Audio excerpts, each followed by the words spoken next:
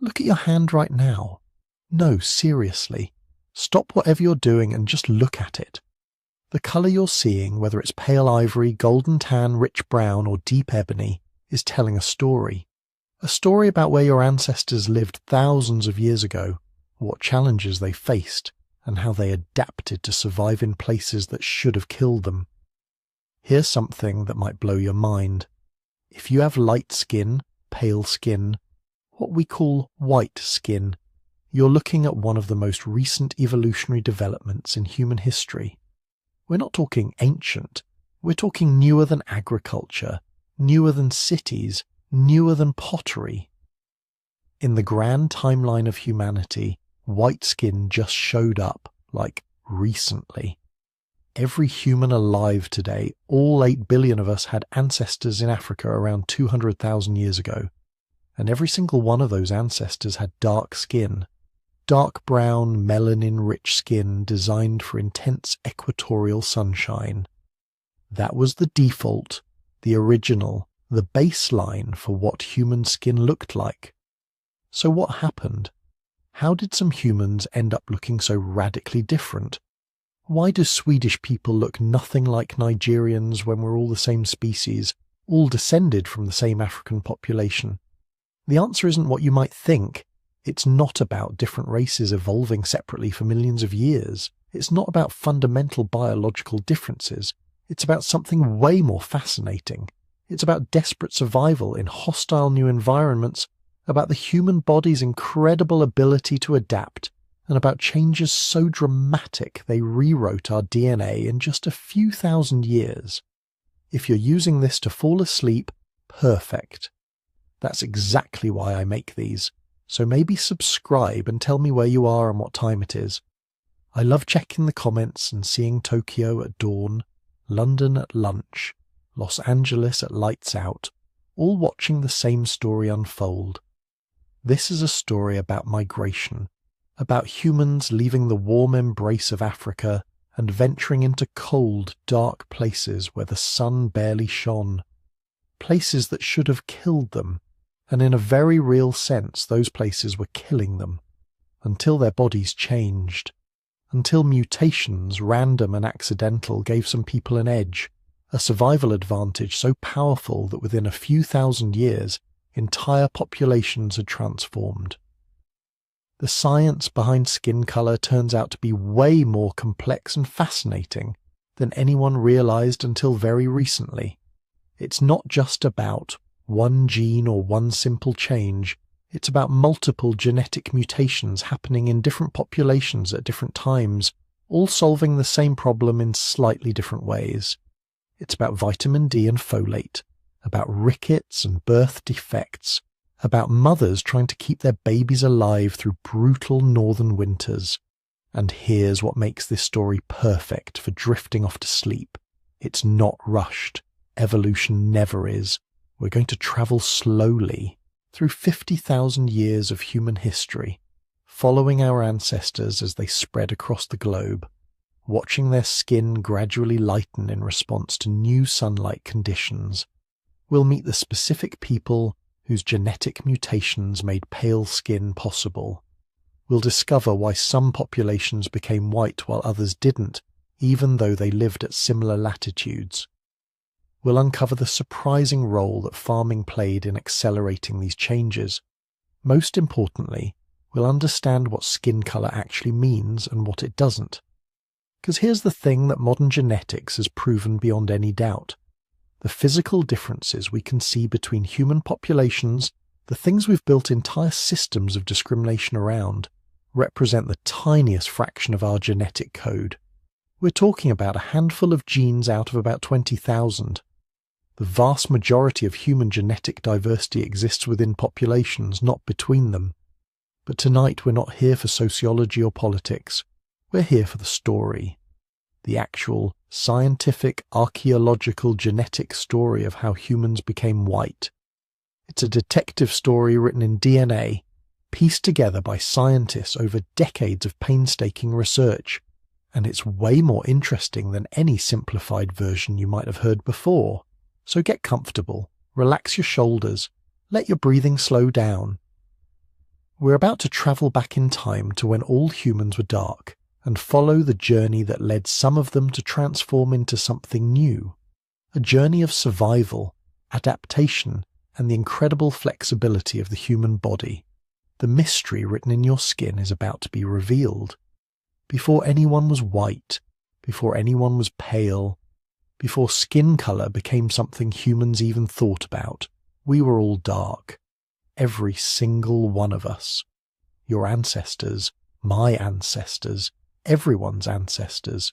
Around 300,000 years ago, in the sun-baked landscapes of Africa, modern humans emerged, and they all had one thing in common: dark brown skin, rich in melanin, perfectly adapted to the environment that created them.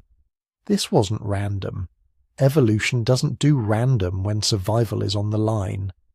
Dark skin was the solution to a very specific problem, one that would kill you if you got it wrong: the African sun. Picture the world your earliest ancestors inhabited. Not the Africa of today, though parts of it remain similar, but the Africa of the Middle Pleistocene. Grasslands stretching to the horizon, broken by scattered acacia trees and rocky outcrops. The equatorial sun beating down with an intensity that's hard to comprehend if you've never experienced it.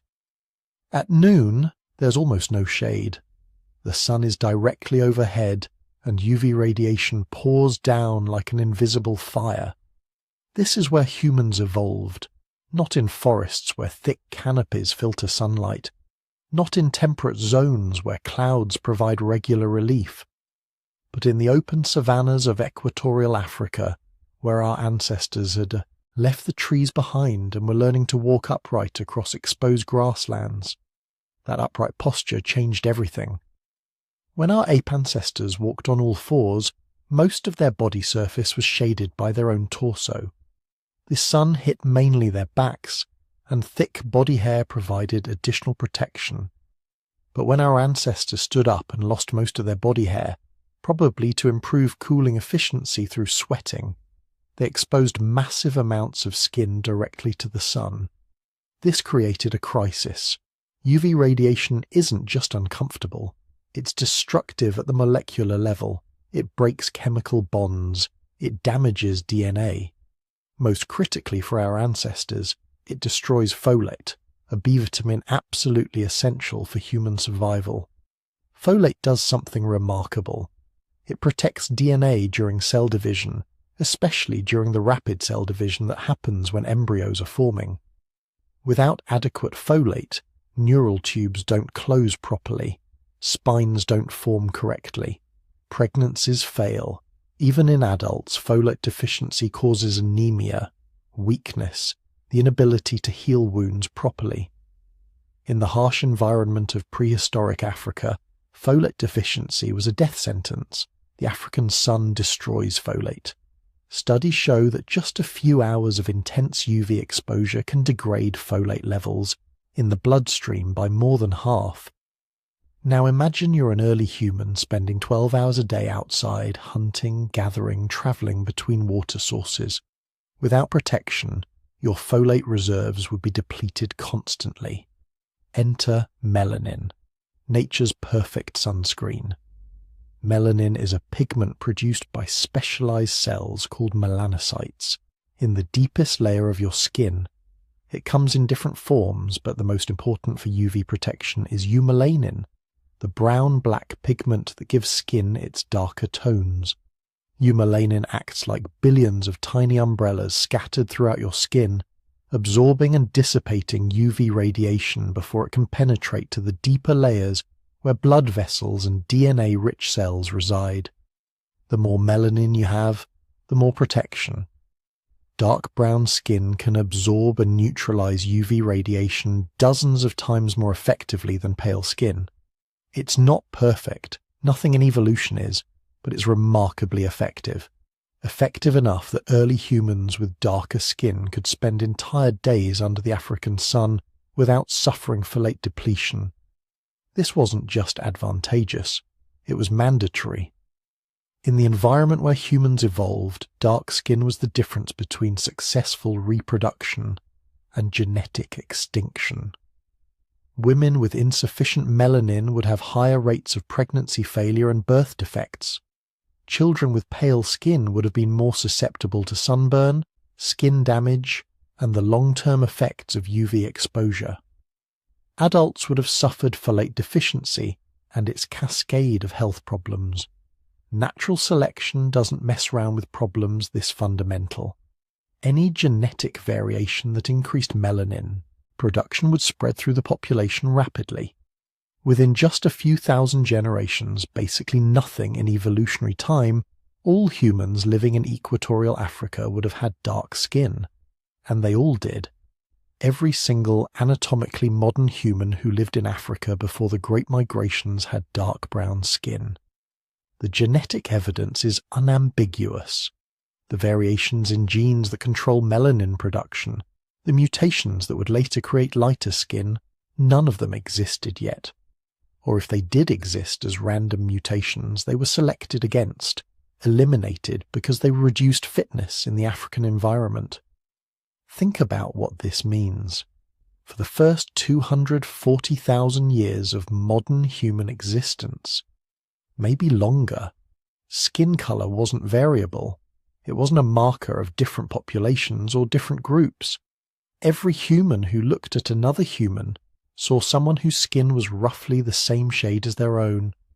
Dark skin wasn't a trait that needed explaining. It was just what humans looked like. Life in those early African populations was hard but manageable. Your ancestors weren't struggling against their environment, they were adapted to it. They could hunt during the heat of the day without suffering sun damage.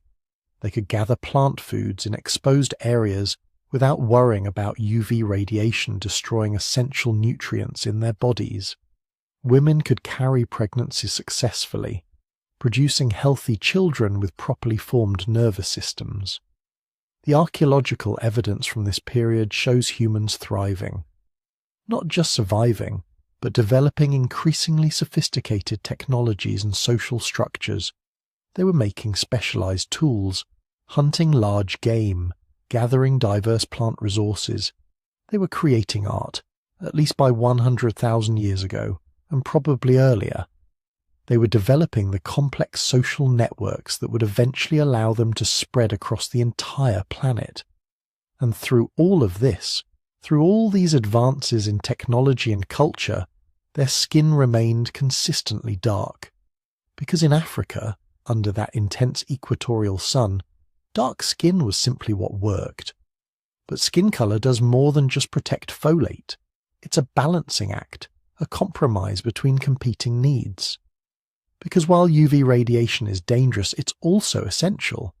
Humans need sunlight to produce vitamin D, a crucial nutrient for bone development, immune function, and dozens of other physiological processes. UV radiation hitting skin triggers a chemical reaction that synthesizes vitamin D. In equatorial Africa, this was never a problem. The sun is so intense that even heavily pigmented skin produces adequate vitamin D. Your dark-skinned ancestors got all the vitamin D they needed despite the UV-blocking properties of their melanin. The sun was strong enough to penetrate even nature's best sunscreen. This is the key point. In the environment where humans evolved, dark skin represented the optimal balance. Maximum protection from UV damage, but still enough UV penetration to maintain vitamin D production. It was the Goldilocks solution. Not too much UV getting through, not too little. Just right. Your earliest ancestors didn't think about any of this, of course. They didn't know about melanin or folate or vitamin D. They just lived under the African sun, generation after generation, shaped by forces they couldn't see or understand. But those forces were real, and they were powerful. They wrote the first chapter of human skin color in dark brown pigment. Then, around 60,000 years ago, some of those dark-skinned Africans did something unprecedented. They left. Small groups, probably just a few hundred individuals at first, crossed from Africa into the Arabian Peninsula and beyond. They carried with them all the genetic and cultural adaptations that had made them successful in Africa, including their dark skin. They didn't know it yet, but they were carrying an adaptation that was perfect for Africa and increasingly problematic for everywhere else they were about to go. The story of how human skin color diversified, how some populations became pale while others remained dark, starts with this migration. With dark-skinned people walking into environments where darkness itself would become a liability. But we're getting ahead of ourselves. For now, rest in this knowledge that the deepest, oldest human adaptation, the one we all carried for hundreds of thousands of years, was dark skin. Rich, melanin-filled, sun-adapted, dark brown skin.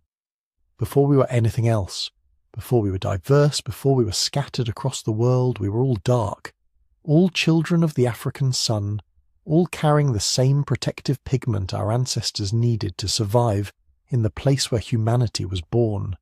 That darkness isn't a variation or a deviation, it's the original human condition, the baseline from which everything else emerged, and in its own way, that's beautiful. We all start from the same place, painted in the same shades, protected by the same molecular shields our earliest ancestors evolved beneath the oldest human skies. So your ancestors survived the bottleneck. They made it through 117,000 years of near extinction. Their populations exploded, spreading across Africa, developing new technologies and complex social systems. For hundreds of thousands of years, they thrived in the continent where humanity was born. Then, around 70,000 to 100,000 years ago, something remarkable happened. A small group decided to leave.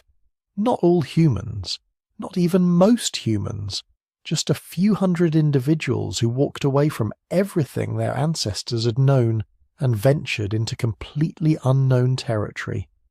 Why would anyone do this? Why leave Africa, where humans had lived successfully for millions of years, where the climate was familiar, where people knew which plants were edible and which animals were dangerous? The honest answer is we don't know for certain, but we can make some educated guesses based on what we know about human behavior and the environmental conditions at the time. First, the climate was changing again. Not catastrophically like during the bottleneck, but enough to matter. Africa was experiencing cycles of expansion and contraction in habitable zones. During wet periods, the Sahara would green up, becoming a grassland paradise full of lakes and rivers. During dry periods, it would contract back into the desert we know today. These cycles created a kind of pump effect.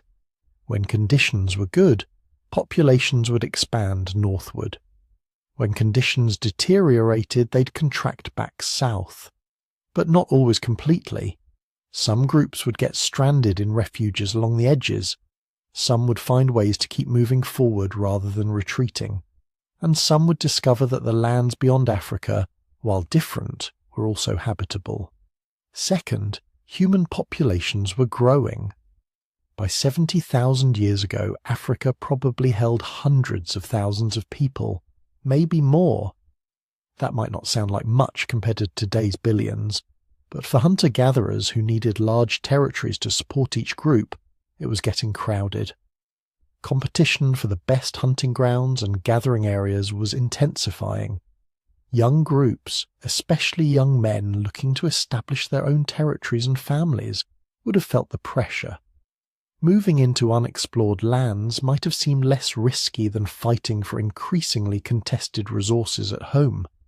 Third, humans had become really good at adapting to new environments. The descendants of the bottleneck survivors had been refining their survival skills for hundreds of thousands of years. They knew how to read landscapes, identify new food sources, develop new hunting strategies. The unknown wasn't as frightening to them as it might have been to their ancestors. They had the tools, both physical and mental, to take on the challenge. And fourth, there's something in human nature that just wants to see what's over the next hill. Call it curiosity, call it restlessness, call it the explorer's instinct. Whatever you call it, it's a fundamental part of what makes us human. Some individuals in every generation feel that pull to move, to discover, to push boundaries. When those individuals started walking north out of Africa, they changed the course of human history forever. The initial migration probably wasn't dramatic. No one woke up one morning and decided to leave Africa permanently. It was gradual, generation by generation, groups moving a little further north, establishing seasonal camps that became permanent settlements, discovering new territories and deciding to stay. The first exit route was probably through the Middle East. During favourable climate periods, the Arabian Peninsula wasn't the harsh desert it is today. It was grassland dotted with lakes and crossed by rivers.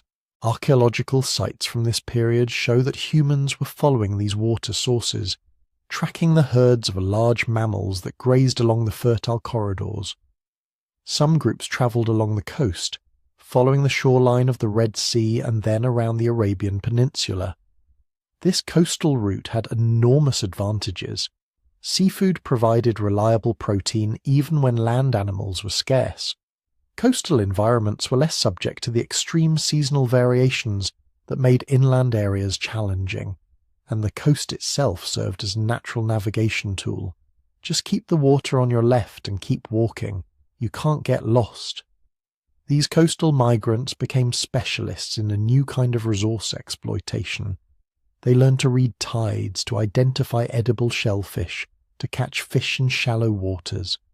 Archaeological sites along ancient coastlines, now submerged by rising sea levels, show evidence of sophisticated seafood processing. These weren't desperate refugees surviving on whatever they could find. These were skilled specialists developing new technologies and new cuisines. They were innovating, adapting, thriving in environments their ancestors had never known. Other groups moved inland, following river valleys into the heart of Asia. The route along the Persian Gulf, up the Tigris and Euphrates rivers into Mesopotamia and beyond, became a major highway for human migration. These river valleys were oases of fertility in otherwise challenging landscapes.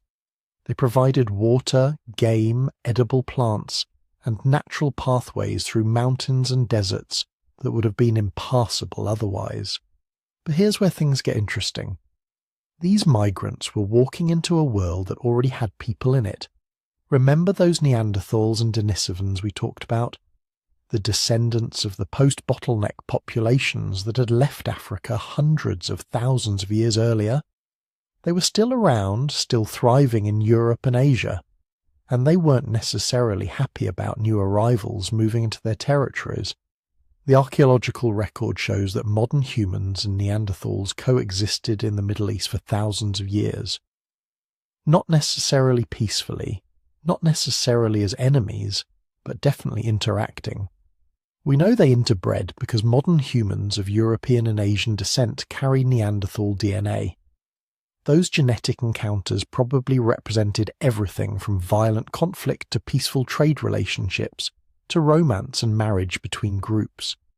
The Denisovans were out there too, spread across Asia from Siberia to Southeast Asia. Modern humans encountered them in multiple locations over thousands of years.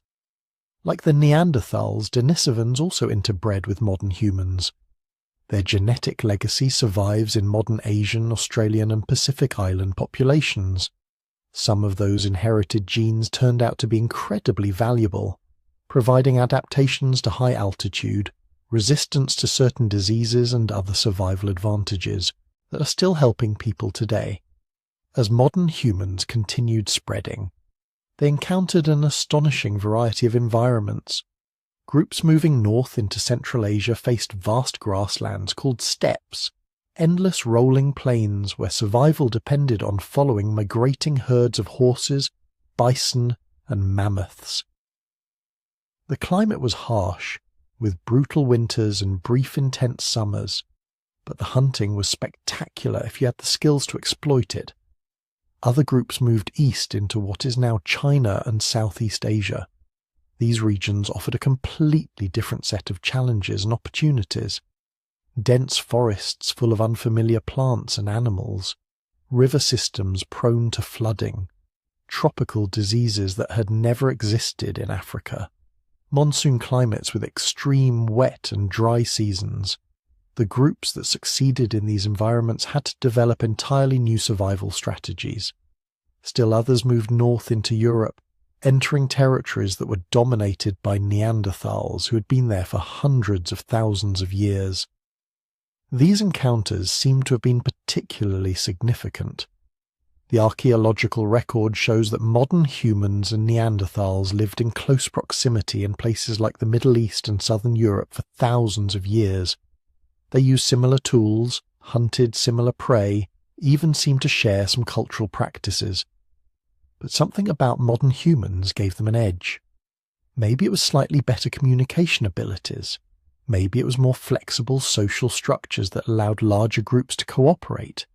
Maybe it was just luck, being in the right places when climate conditions shifted. Whatever the reason, modern humans gradually expanded while Neanderthals contracted. By about 40,000 years ago, Neanderthals had vanished from most of their former range, holding out in a few refuges in Spain and the Balkans before disappearing completely around 30,000 years ago. The pace of migration was breathtaking in evolutionary terms, but glacially slow in human terms. It took thousands of years for modern humans to spread from Africa to Australia, thousands more to reach Europe completely, many more thousands to cross into the Americas. Individual people didn't travel these entire distances. It was a multi-generational relay race, with each generation moving a little further into new territories, establishing new settlements that became jumping-off points for the next wave of explorers. And with each new environment, natural selection was at work. The humans who left Africa carried with them the same dark skin that had protected their ancestors from intense tropical sunlight for millions of years. That skin colour was perfect for Africa. It was about to become a serious problem, because the further north these migrants travelled, the less sunlight they received, and the less sunlight they received, the harder it became for their dark skin to produce enough vitamin D. This was setting up a biological crisis that would fundamentally change what humans looked like. But before we get to that crisis and how humans solved it, take a moment to imagine what these first migrants experienced. Leaving behind everything familiar, walking into landscapes no human had ever seen, encountering animals that had never learned to fear people, tasting plants that no human tongue had ever touched, finding rivers that no one had named, mountains that no one had climbed. Every day brought something new. Every season presented different challenges. These weren't just survivors, these were pioneers, pushing humanity into every corner of the inhabitable world. And they were still changing, still evolving, still adapting to whatever challenges their new homes presented. The stage was set for one of the most dramatic transformations in human history. The loss of the very thing that had defined humans since the beginning, their dark skin. So your ancestors made it north, out of Africa, across the Middle East, and eventually into Europe and Central Asia. They were carrying the same dark skin that had protected their African ancestors for millions of years. Beautiful melanin-rich skin perfectly adapted for life under the African sun.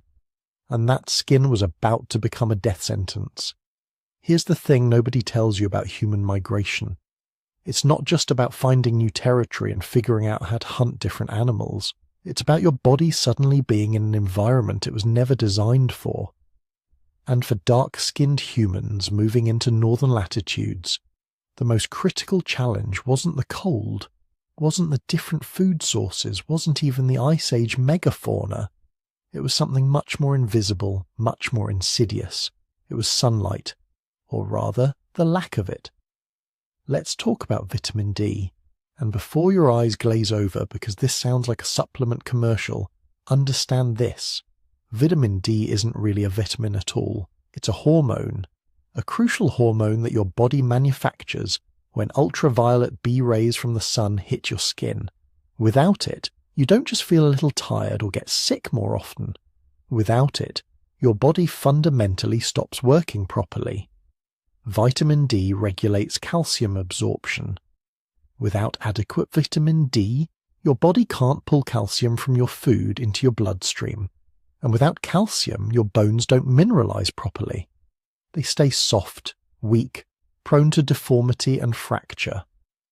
In children, this causes a disease called rickets, legs that bow outward under the weight of the growing body, ribs that develop abnormal bumps and depressions, skulls that soften and deform, spines that curve and compress. In adults, the condition is called osteomalacia. Your existing bones start losing their mineral content, becoming progressively weaker even without any obvious injury. Fractures happen from normal activities, bones ache constantly, muscles weaken because calcium is also essential for muscle contraction, but it gets worse, much worse. Vitamin D is critical for immune function. Without it, your body's ability to fight infections plummets.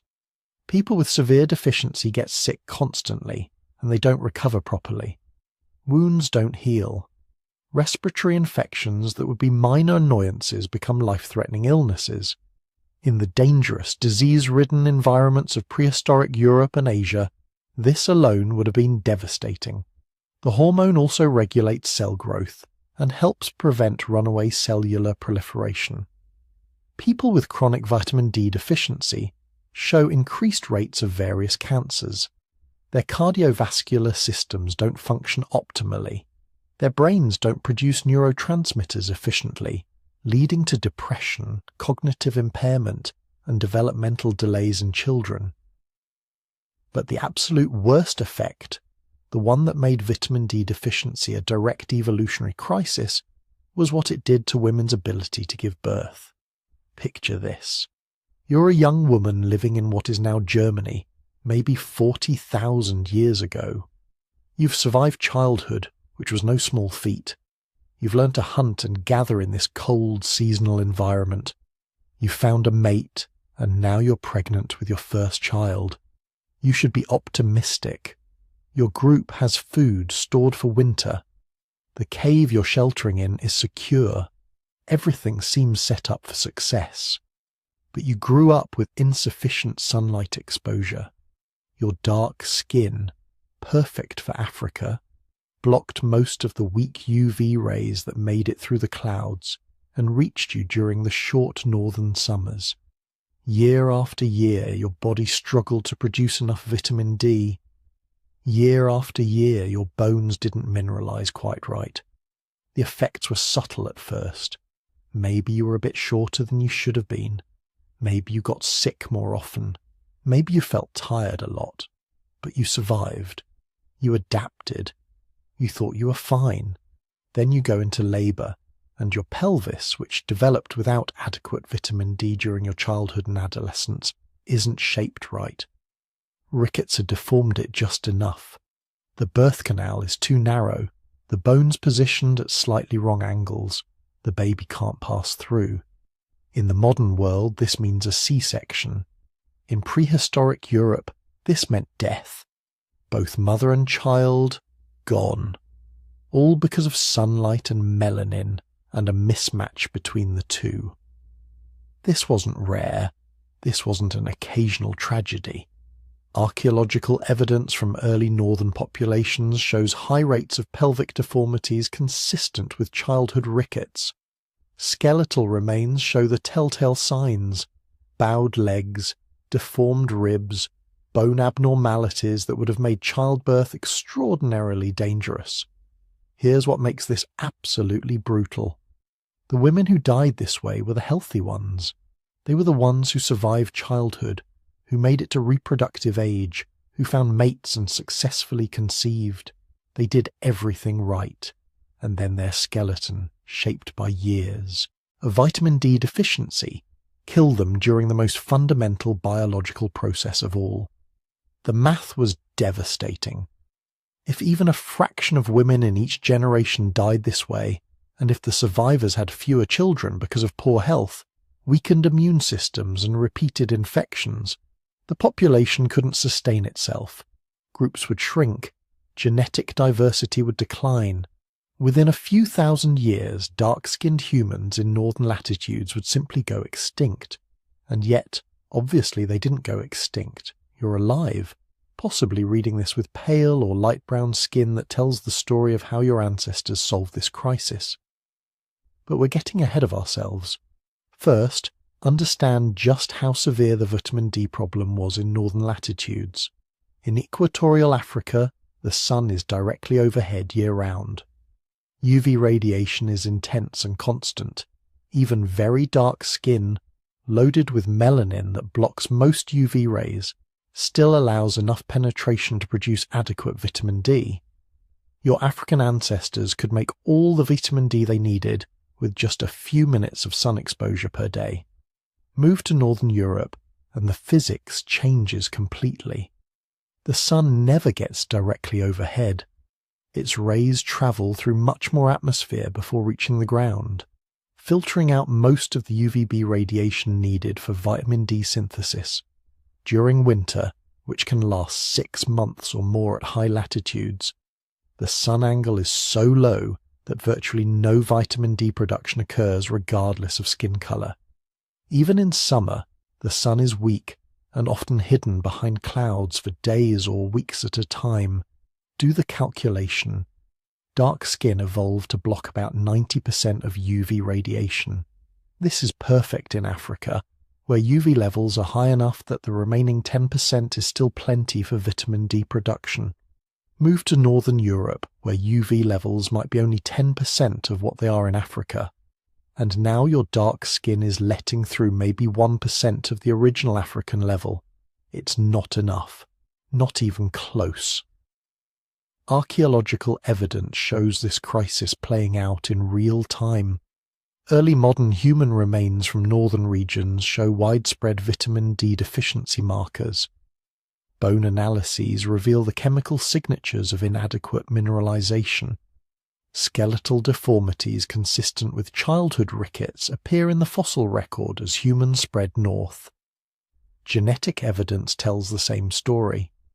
When scientists analyze ancient DNA from the earliest Europeans, they find something remarkable. Those people, the ones who first settled Europe between 40,000 and 10,000 years ago, they still had the genes for dark skin. They hadn't yet evolved the mutations for lighter pigmentation that would eventually dominate European populations. They were trying to survive with African skin in European conditions, and they were paying a terrible price. Some groups probably tried behavioral adaptations. Maybe they spent more time outdoors despite the cold, maximizing whatever sun exposure they could get. Maybe they removed more clothing during summer, exposing as much skin as possible to the weak sunshine. Maybe they preferentially settled in areas with more reliable sunny weather. But behavior can only compensate so much. You can't will your body to produce vitamin D from insufficient UV radiation. You can't think your way into stronger bones or a properly shaped pelvis. The laws of biochemistry and physics don't care about cultural adaptations. This was a crisis that required a biological solution. The human body needed to change, needed to become more efficient at capturing the scarce UV radiation available at northern latitudes. Natural selection needed to favour individuals whose skin was just a little bit lighter, just a little bit more transparent to UV rays. And that selection pressure needed to be powerful enough to overcome the massive disadvantage of a lighter skin in high UV environments, strong enough to spread new mutations through the population within just a few thousand years. It needed to be quite literally a matter of life and death, and it was. Women with slightly lighter skin could produce more vitamin D. Their bones developed more normally. Their pelvises formed properly.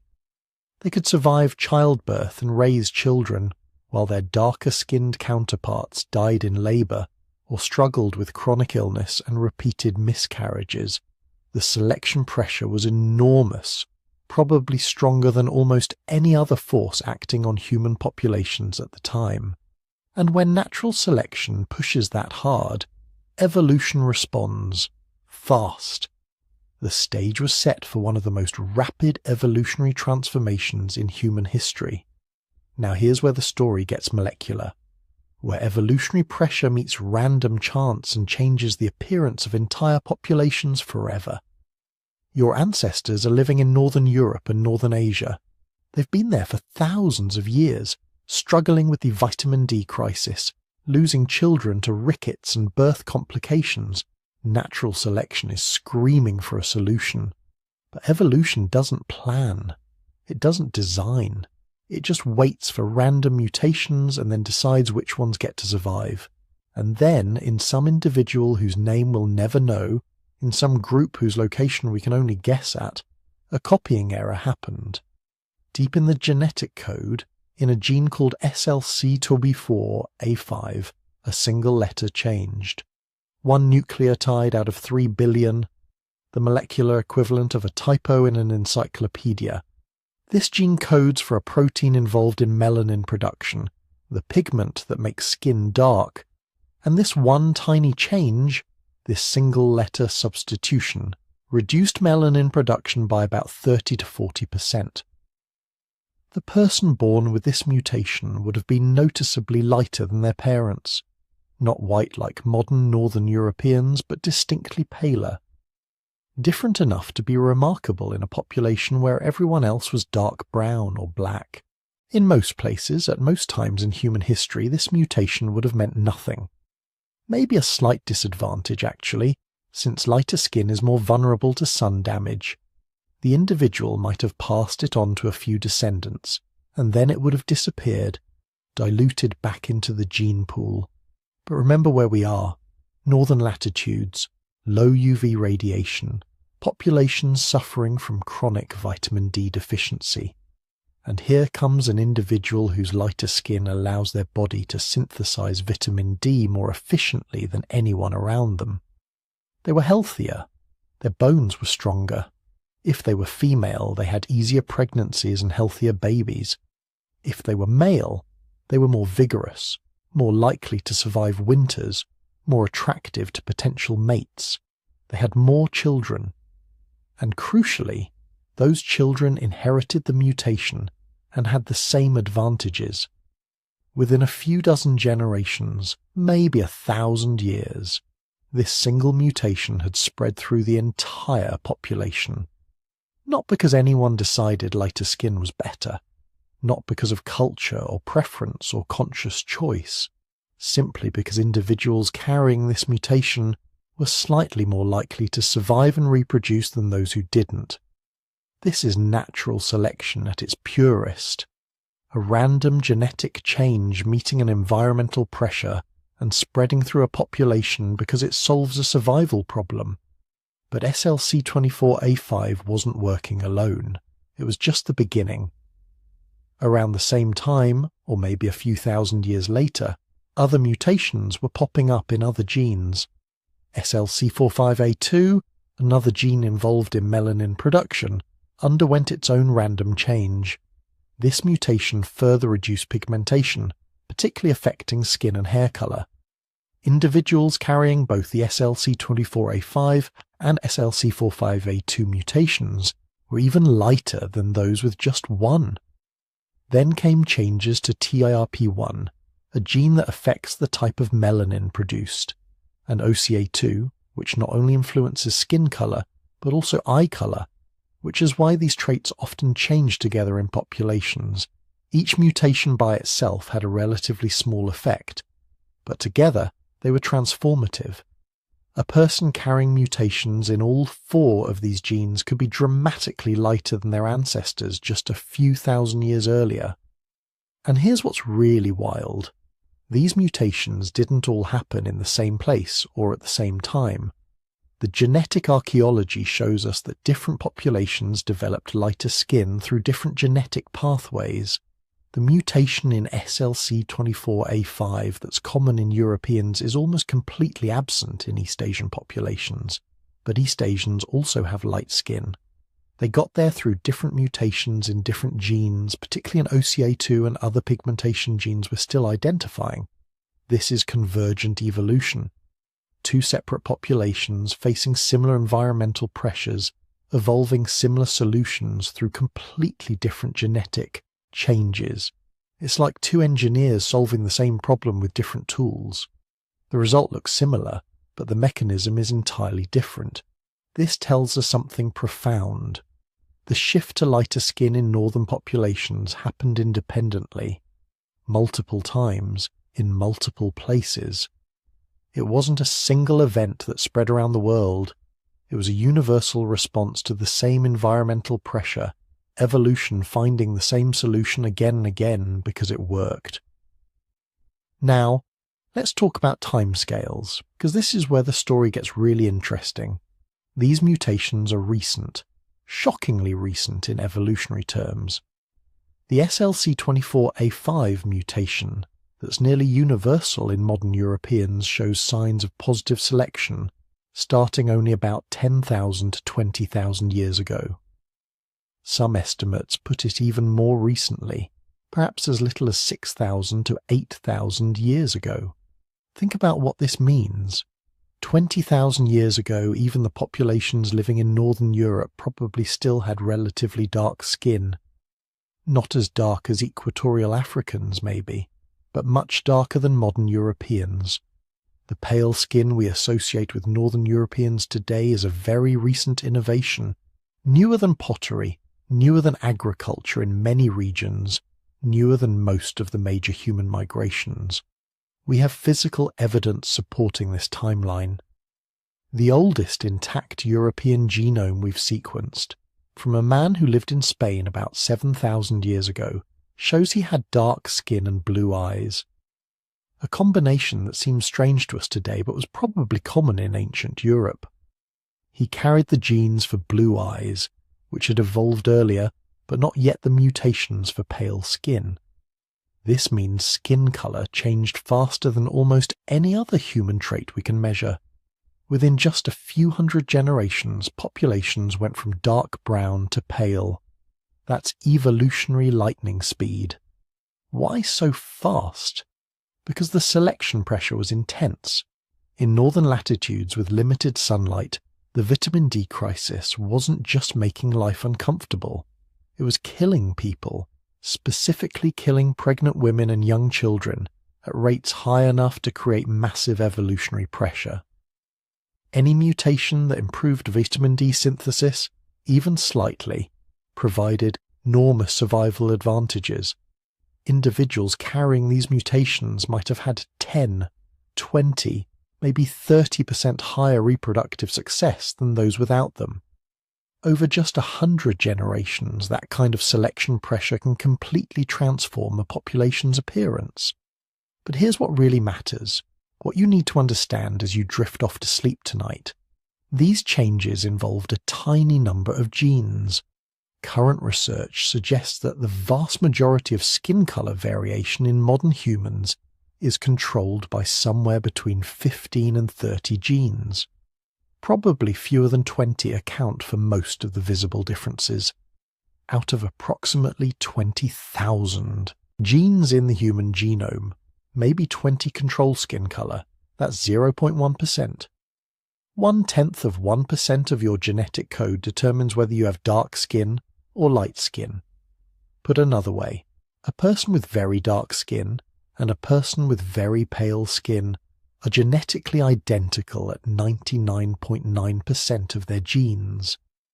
The visible difference that seems so significant, that has caused so much social division and conflict throughout history, is the result of tiny tweaks to a microscopic fraction of the human genome.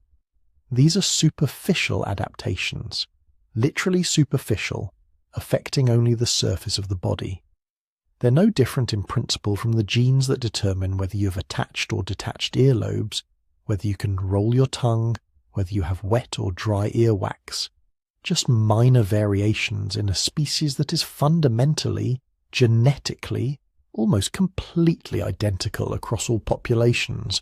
The mutations that changed skin color didn't affect intelligence, personality, or capability. They couldn't have. Those traits are controlled by thousands of genes working in complex networks. You can't change them with a handful of mutations affecting pigment production in skin cells. What changed was melanin production. Nothing more, a simple biochemical adjustment to a single physiological system made necessary by changes in UV radiation exposure. An evolutionary adaptation as straightforward and uncomplicated as developing darker fur in forest animals or lighter feathers in Arctic birds. But unlike those animals, humans built entire social hierarchies around these superficial variations. We created categories, invented meanings, constructed elaborate mythologies to explain differences that were actually just simple adaptations to sunlight levels. We turned a minor biochemical adjustment into something we imagined was profound and fundamental. The genetics tells a different story. It says these changes were recent, superficial, and evolved independently in multiple populations through different mutations. It says skin colour is one of the least important ways that humans vary. It says we've been fighting for thousands of years over something that matters, genetically speaking, about as much as eye colour or hair texture. As those mutations spread through northern populations, they were simply solving a problem, making it possible for humans to survive and thrive in low-light environments where their ancestors' darker skin had become a liability. Nothing more, nothing less. But the story wasn't quite finished, because something else was about to happen that would accelerate these changes even faster, spreading pale skin across northern populations in just a few thousand years. Something that would transform human society and, unexpectedly, human appearance along with it. The agricultural revolution was coming, and it was about to change everything, including the colour of human skin. But then everything changed again. And this time, it wasn't climate. It wasn't migration. It was something humans did to themselves, completely by accident. Around 10,000 years ago, in a handful of locations scattered across the globe, people made a decision that would transform our species forever. They stopped hunting and gathering. They started farming. Now, this sounds like progress, right?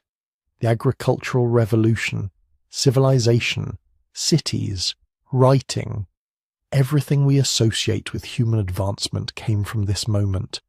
And it's true, agriculture allowed human populations to explode. It created food surpluses that supported specialists, artisans, priests, warriors, eventually scientists and philosophers. It was the foundation of everything we call civilization. But in the short term, for the people who actually lived through the transition, farming was a disaster.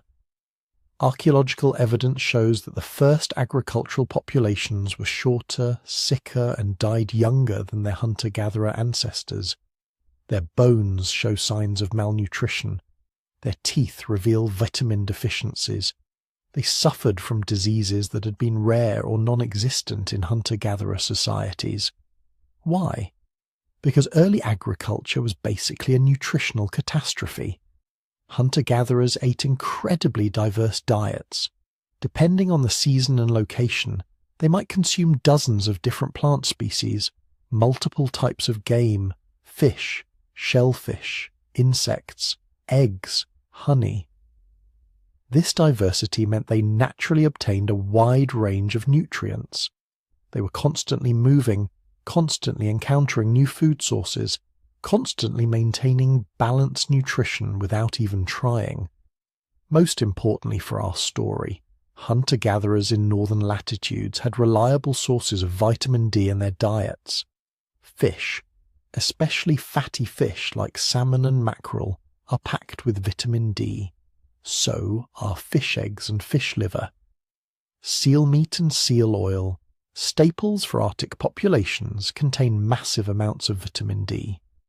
Land animal livers, particularly from game like elk and reindeer, provide substantial amounts too.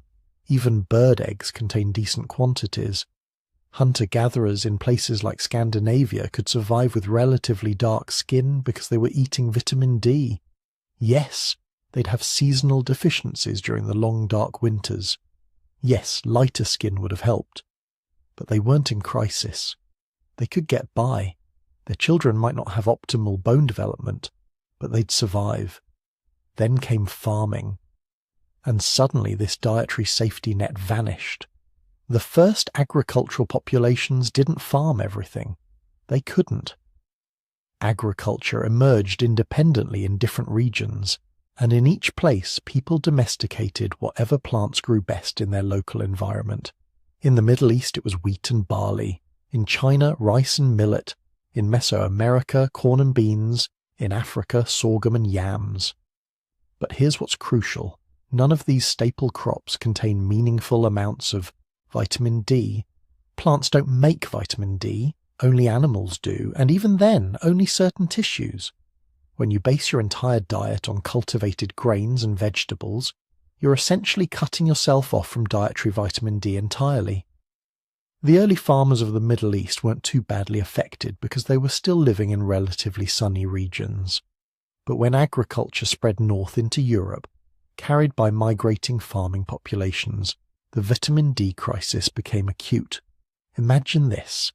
You're living in what's now Germany or Poland. It's 8,000 years ago. Your ancestors just arrived from the south, bringing domesticated wheat and barley.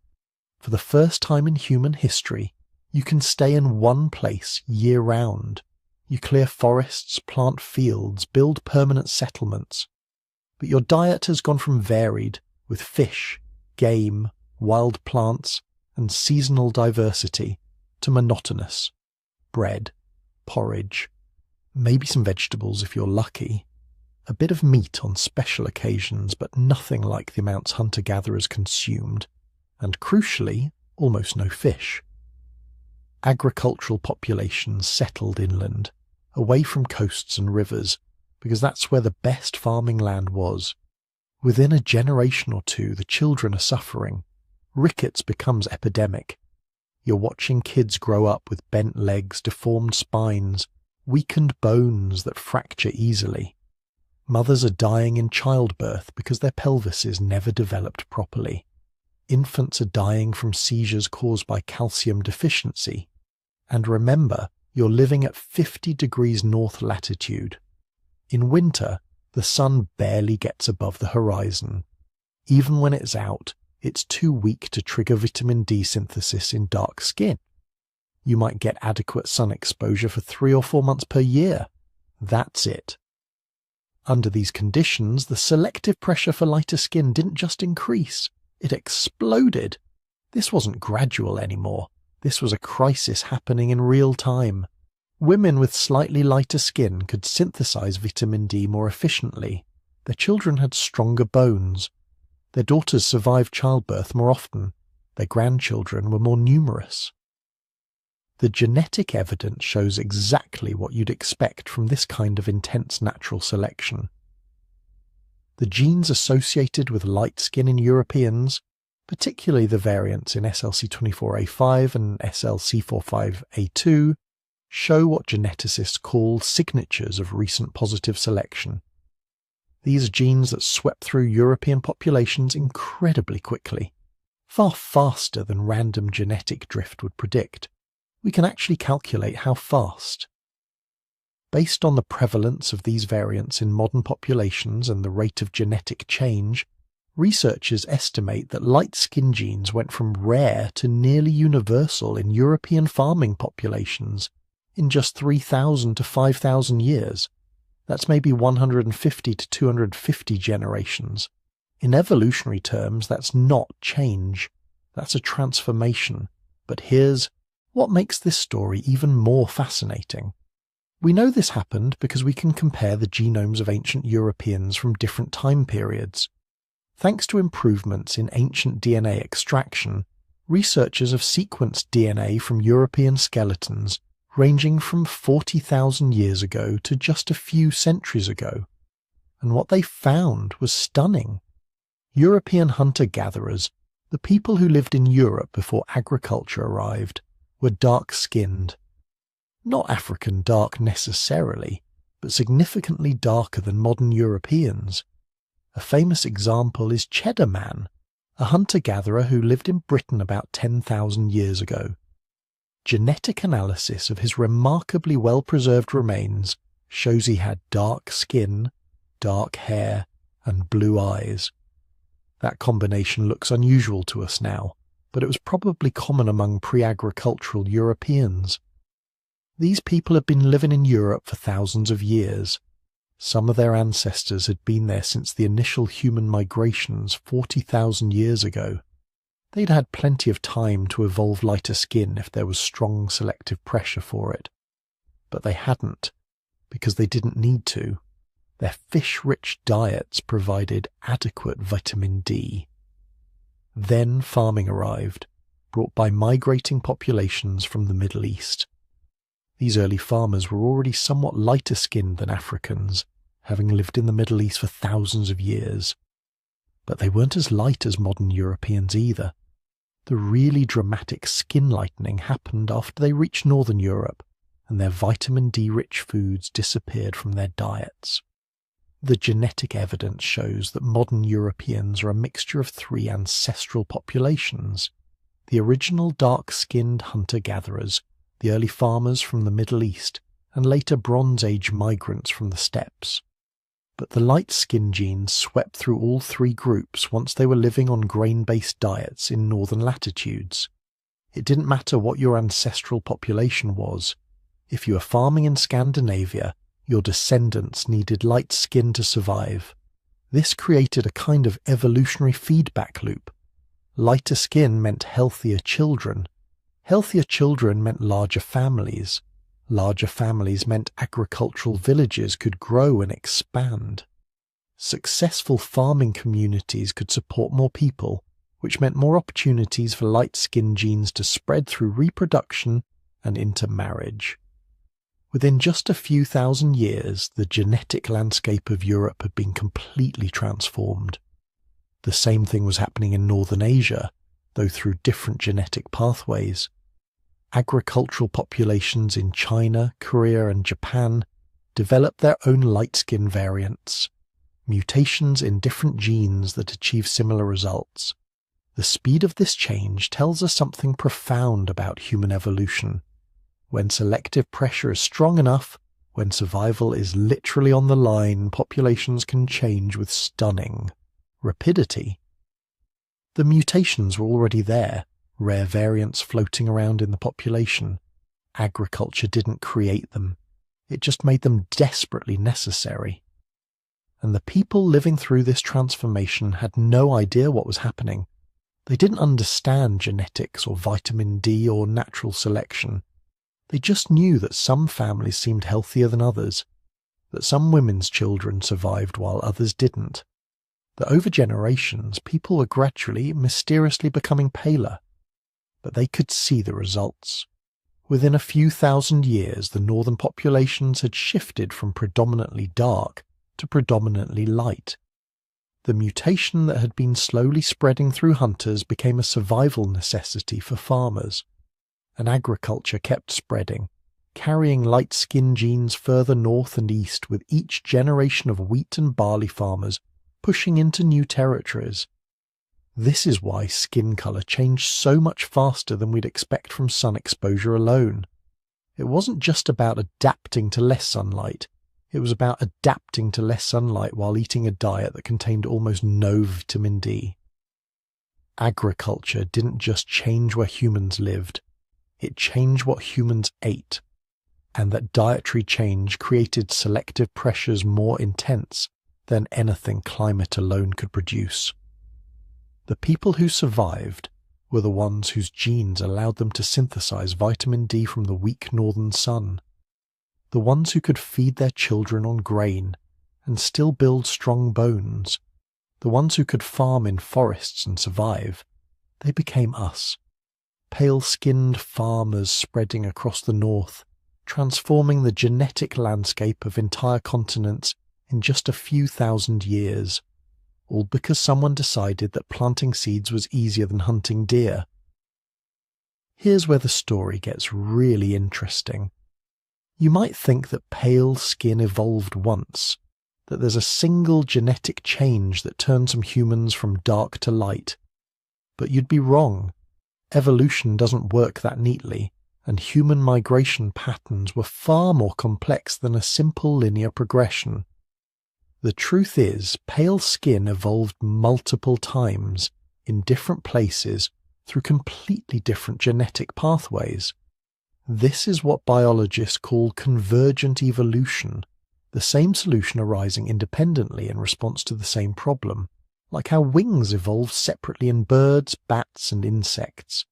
Similar outcome, completely different mechanisms, the same environmental pressure, low UV radiation, was selecting for lighter skin across multiple human populations.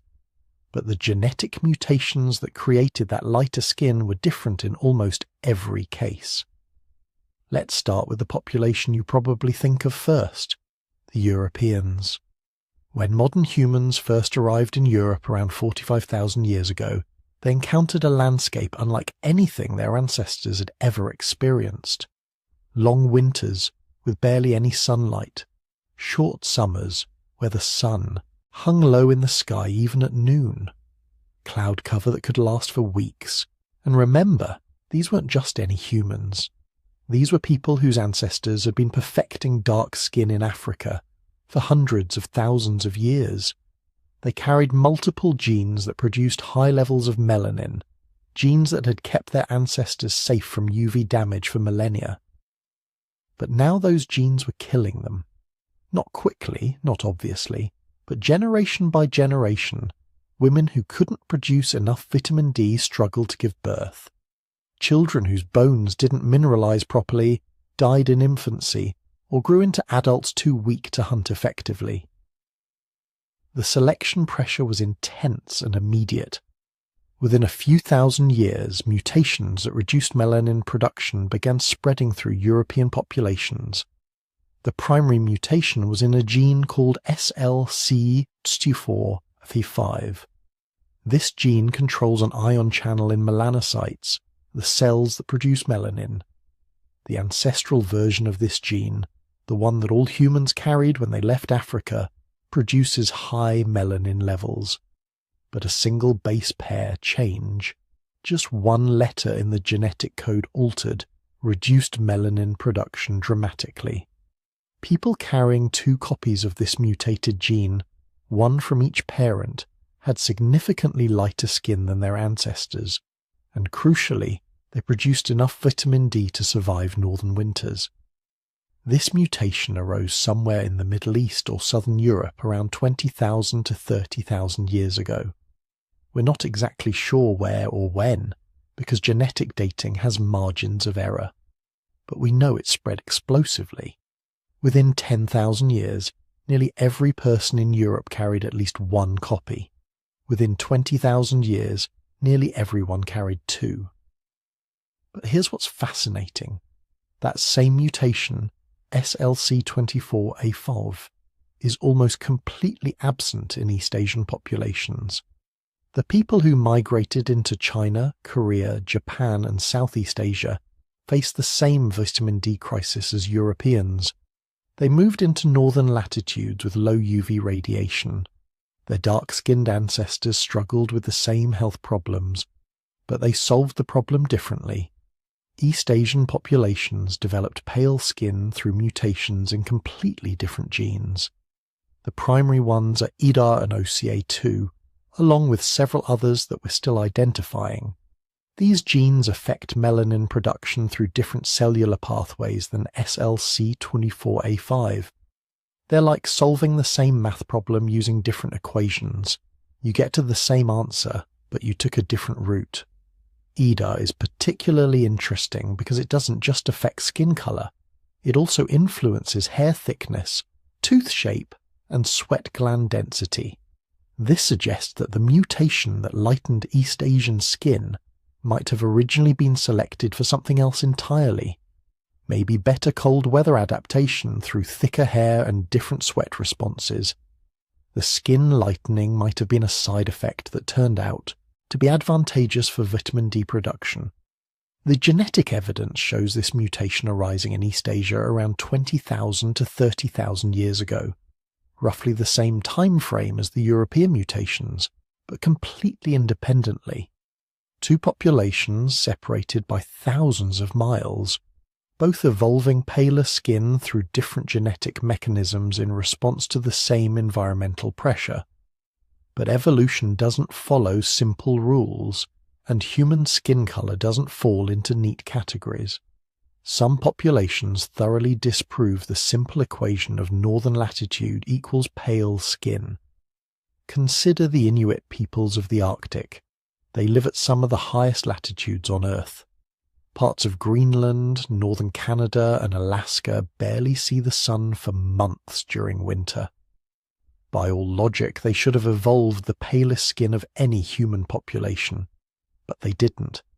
Traditional Inuit populations maintained relatively dark skin despite living in one of the lowest UV environments on the planet. For decades, this puzzled researchers. It seemed to violate everything we knew about skin color evolution. Then geneticists figured out the answer. It wasn't written in their skin. It was written in their diet. The Inuit ate almost exclusively animal products: seal meat, whale blubber, fish, caribou, and these foods, particularly marine mammals, are extraordinarily rich in vitamin D.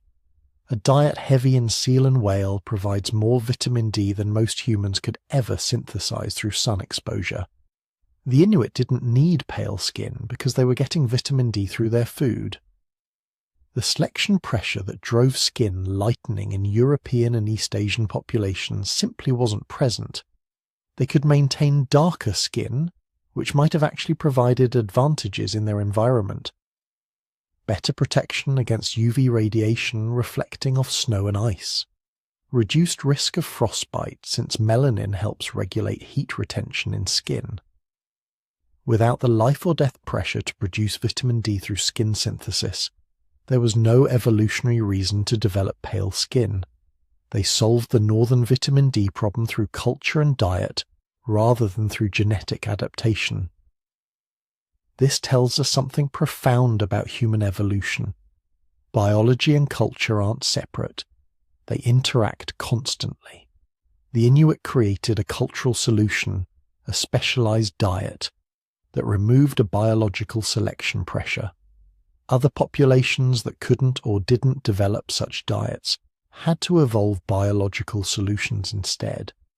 Now let's zoom out and look at the global pattern. If you map human skin color across the world, a clear gradient emerges. At the equator, where UV radiation is strongest year-round, populations maintain the darkest skin. This includes people in sub-Saharan Africa, but also indigenous populations in New Guinea, Australia, and parts of South India. These populations never left high UV environments, so they never faced selection pressure to lighten their skin. They retained the ancestral human trait, dark skin packed with melanin, perfectly adapted to intense sunlight. As you move away from the equator, skin tones gradually lighten. This gradient isn't perfect. History, migration, and intermixing have complicated the picture. But the overall pattern holds across continents. In the Middle East and Mediterranean regions, populations developed intermediate skin tones. They received enough UV to benefit from some melanin protection, but not so much that dark skin was essential. Populations in these regions carry mixed genetic signatures. Some genes for light skin from European lineages, some genes for darker skin from African lineages. The result is the olive and tan complexions characteristic of Mediterranean, Middle Eastern and North African populations. South Asia shows a similar pattern, but with even more complexity. Northern Indian populations tend to be lighter skinned than southern populations. This follows the latitude gradient. but it's also influenced by thousands of years of migration and mixing, waves of people moving in from Central Asia, Iran, and other regions, intermarrying with indigenous populations, creating genetic mosaics. Some individuals carry light-skin genes from both European and East Asian lineages, plus dark-skin genes from ancestral populations. The result is one of the most diverse ranges of skin tones anywhere in the world, all within a single geographic region. Central Asia presents another fascinating case. Populations there show evidence of genetic mixing between European, East Asian, and Middle Eastern lineages. They carry SLC24A5 mutations from the West, EDR mutations from the East, and various intermediate genes from populations that never fully lightened. This mixing created populations with skin tones that don't fit neatly into simple categories, not quite as pale as Northern Europeans, not as light as East Asians, but distinct from both. The Americas add yet another layer of complexity. When humans first crossed into the Americas around 15,000 to 20,000 years ago, they carried East Asian genetic signatures. They had already evolved lighter skin through the EDAR and related mutations. But then something interesting happened. As they spread through the Americas, they encountered a huge range of environments, from Arctic tundra to tropical rainforests, from high-altitude mountains to coastal lowlands. Different selection pressures in different environments began pushing skin color in different directions. Populations that remained in northern regions maintained relatively light skin. Those who moved into equatorial regions like the Amazon began evolving darker skin again.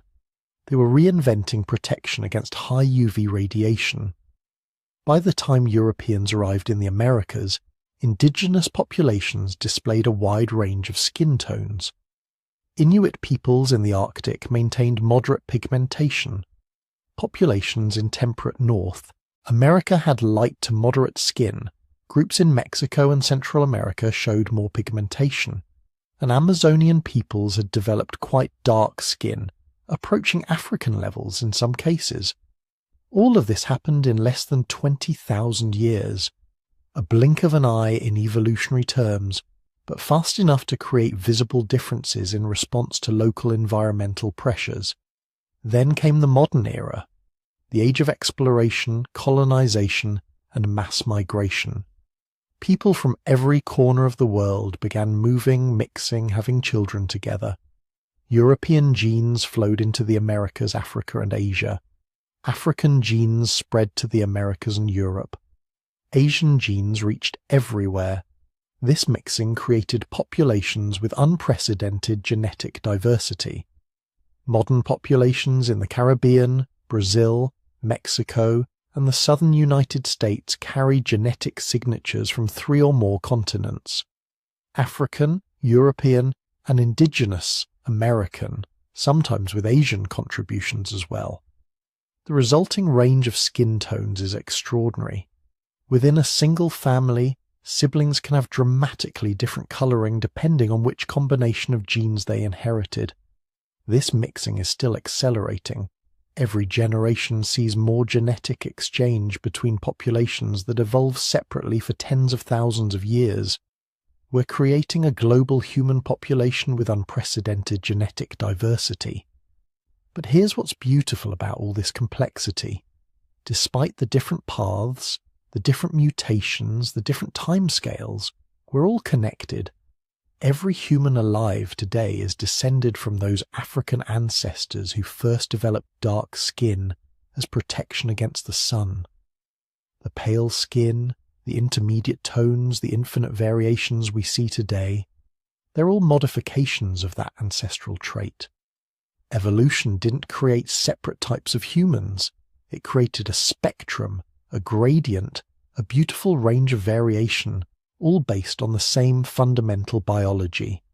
Your skin color, whatever it is, tells a story about where your ancestors lived, what challenges they faced, how they adapted to survive. But it's not a story about essential differences. It's a story about superficial variations on a single theme.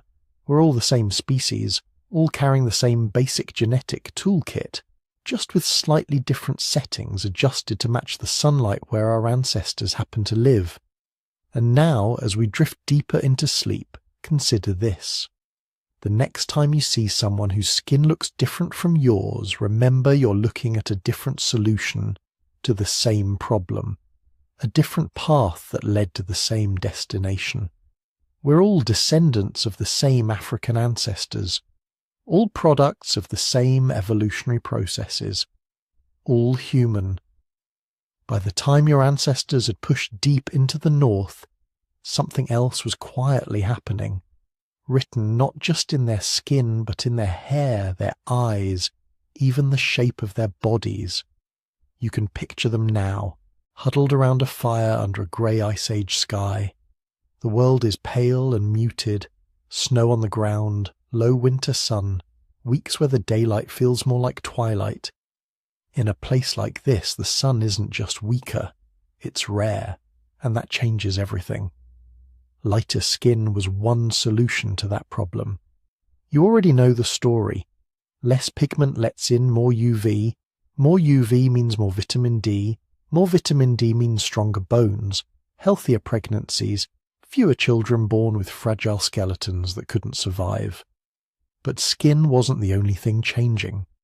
In Europe, another set of traits began to spread, like branches growing out from the same evolutionary trunk. Not exactly the same process, not exactly the same genes, but responding to the same harsh, low-light world. Let's start with the eyes.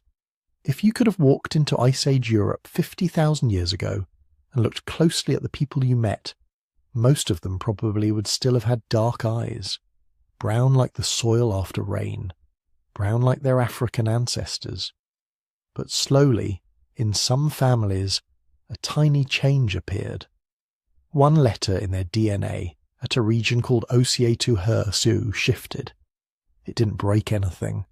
It just dialed down the amount of brown pigment in the iris. Take away enough pigment and the eye stops looking dark. Instead, it starts scattering light, the way the sky does. That scattered light looks blue. That's all blue eyes really are, not blue pigment, just a trick of physics. Light bouncing around inside an iris that doesn't have much brown in it. At first, this mutation may have appeared in one person. One child, born with eyes that looked like the winter sky. Maybe their parents thought it was strange. Maybe they thought it was beautiful. Either way, if that child survived and had children of their own, the mutation had a chance to move forward. Did blue eyes evolve for a reason? Or were they just a side effect of something else? We don't know for sure, and that's where the story gets interesting. There are clues, but no final verdict. Some scientists think that as skin became lighter to help with vitamin D, the genes that controlled pigment in other parts of the body, like the eyes, got pulled along for the ride. A sort of genetic hitchhiking. The mutation in the OCA2HER2 region might have spread because it happened to sit near other useful changes being selected for in the harsh northern light. Others suggest that once blue eyes appeared, they might have been favoured socially. In small Ice Age bands where everyone knew everyone, something unusual could stand out. Maybe a rare eye colour became a marker of identity, a trait that made a face easy to remember, a person more interesting as a partner. Sexual selection, layered on top of natural selection. The truth is it could have been both.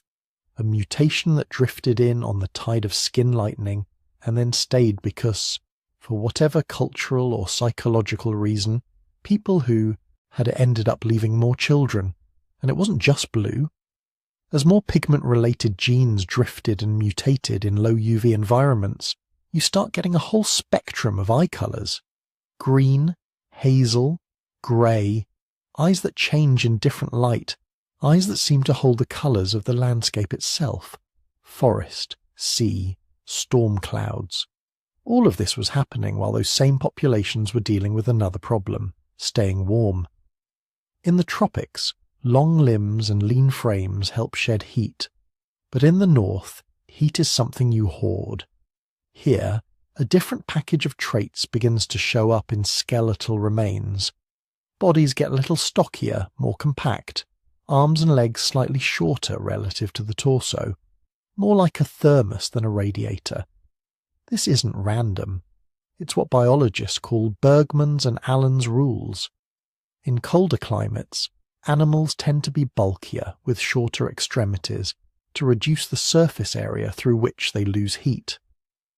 Your Ice Age ancestors didn't read those rules, they embodied them. Even their faces told a cold climate story, the nose especially. In bitter, dry air, breathing is dangerous.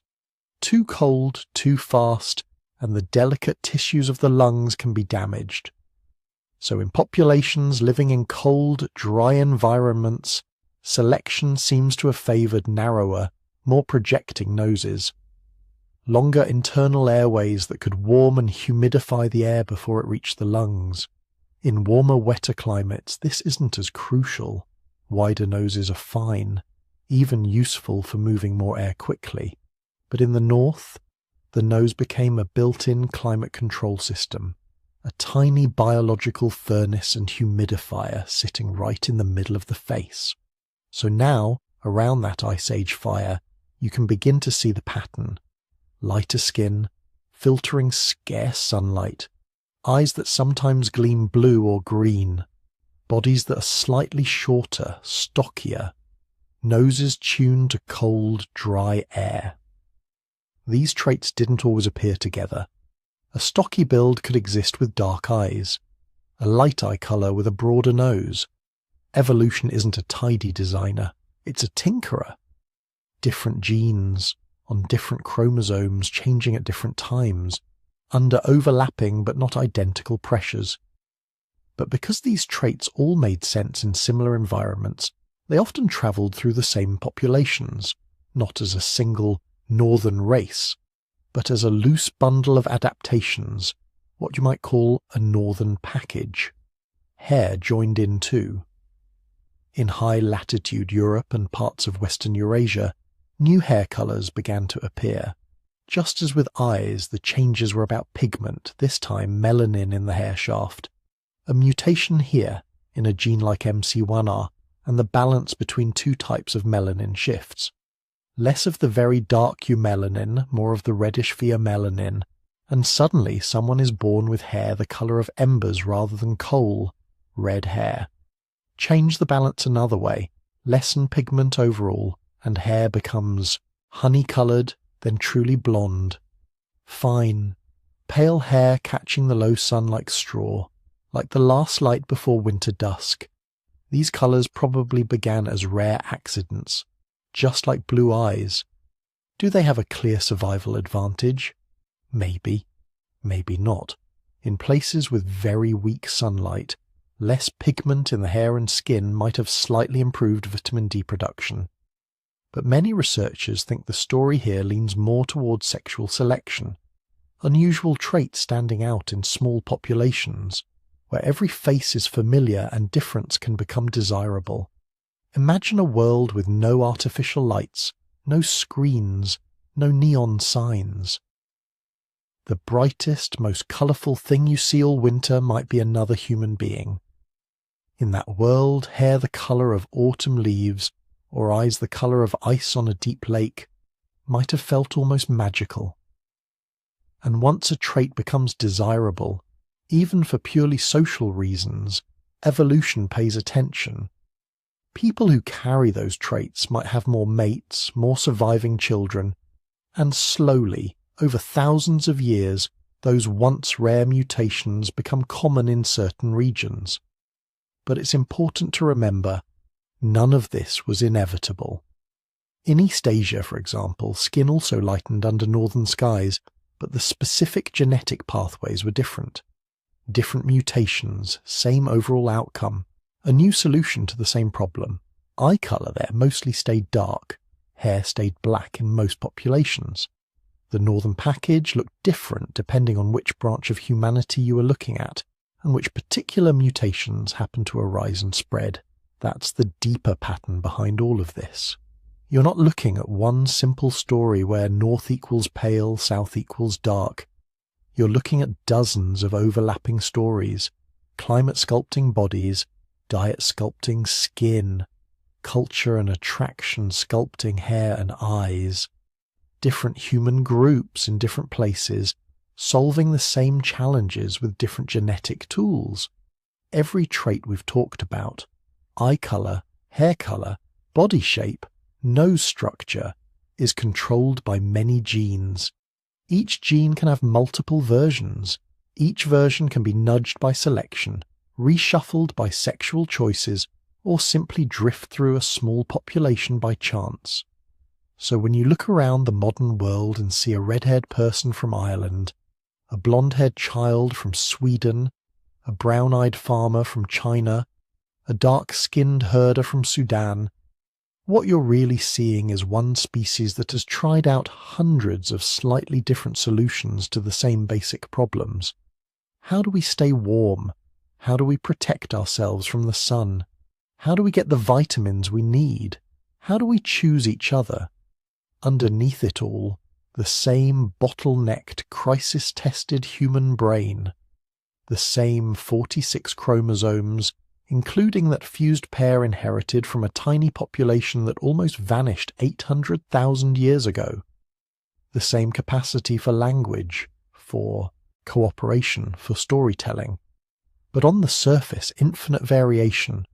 And here's the quiet, sleep-friendly secret in all of this. These visible differences are recent, very recent. Most of the traits we think of when we picture northern or European or cold adapted likely reached high frequencies only in the last 10,000 or so years, some even more recently. For the vast majority of our species' history, we all looked more alike than we do now.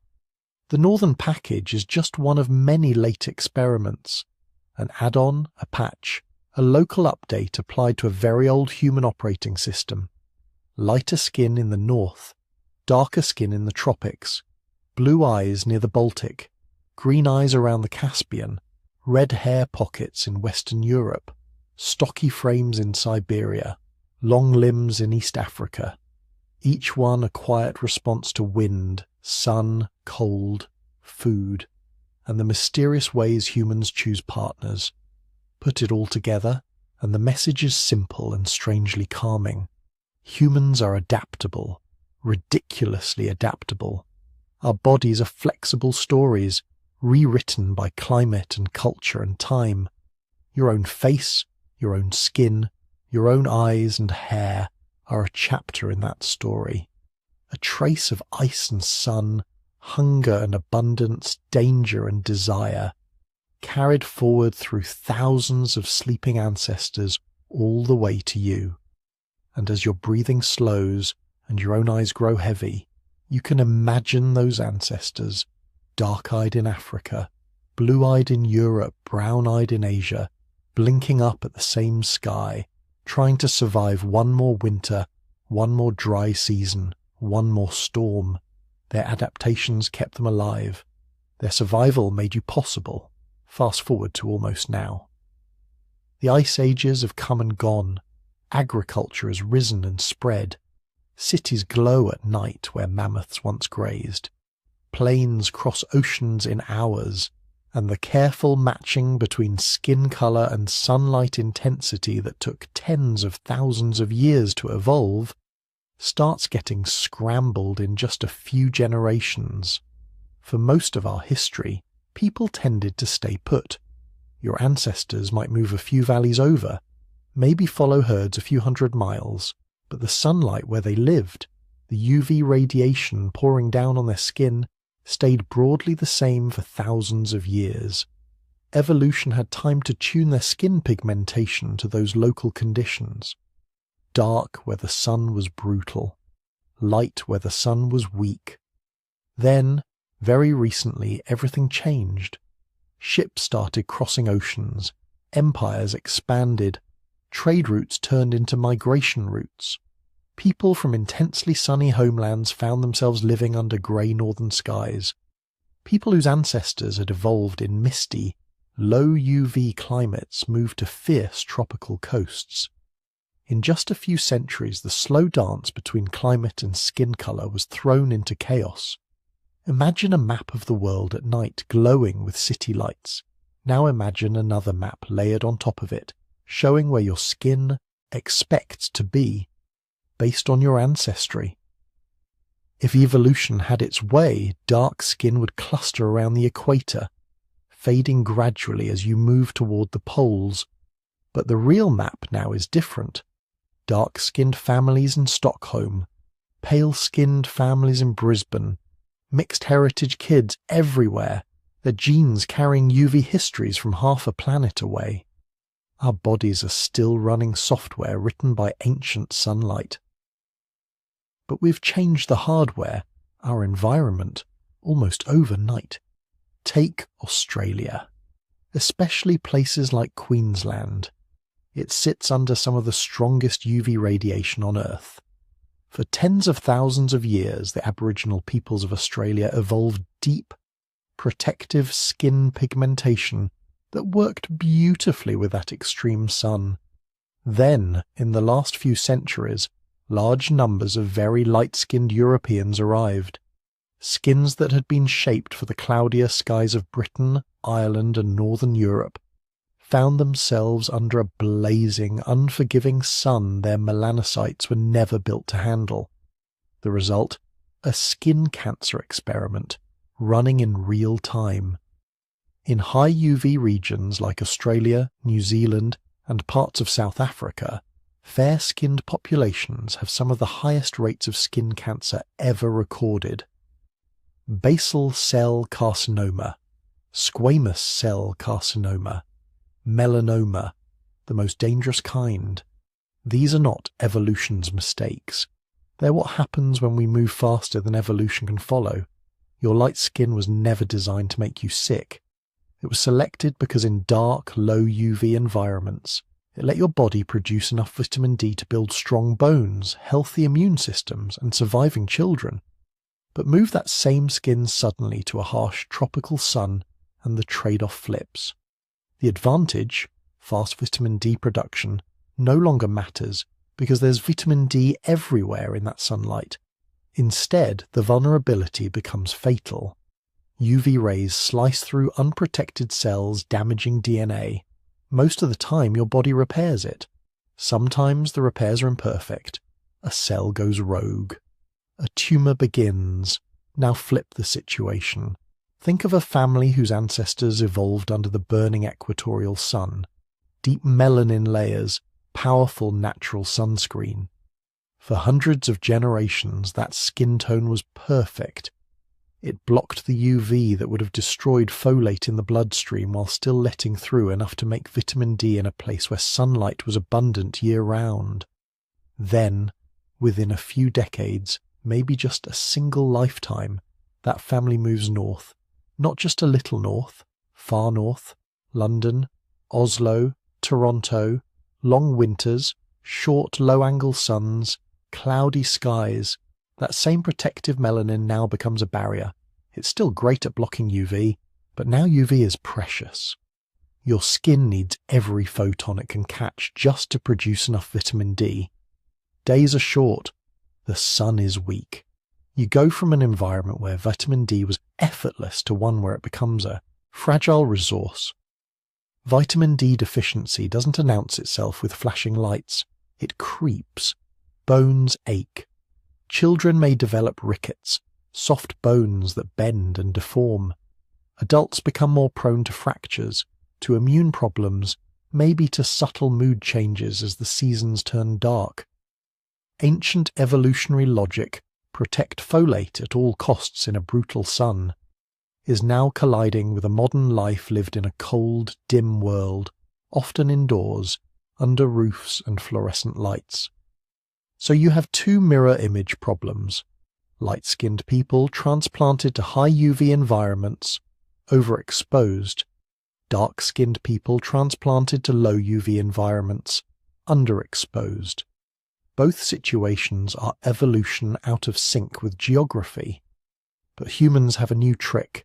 a trick older species never had. We hack evolution. We invent sunscreen, hats, long-sleeved shirts woven from fibres no Pleistocene hunter could dream of.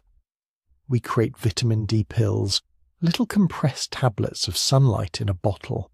We fortify milk, cereal, infant formula, even some plant-based milks, with extra vitamin D. Fake summer dissolved into everyday food. We build UV lamps for people whose winters are too long. We study our own biology and quietly reroute the ancient pathways that used to be controlled only by climate and selection.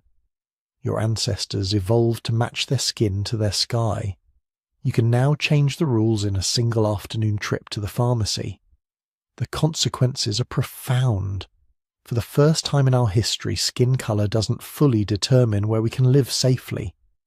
A deeply pigmented person can be perfectly healthy in northern Canada, as long as diet and supplements cover the vitamin D gap. A very light-skinned person can live for decades under tropical sun if they shade, cover and screen their skin from excess UV. Technology has turned evolution's slow compromises into adjustable settings. But evolution hasn't stopped. It never stops. Every generation, new mutations appear. Some help, some hurt, most do nothing noticeable at all. And the environments we've created, cities, diets, medicine, indoor lifestyles, are all new arenas for natural selection to work in. Is skin colour still evolving? Almost certainly, but not in the simple, straight-line way it once did.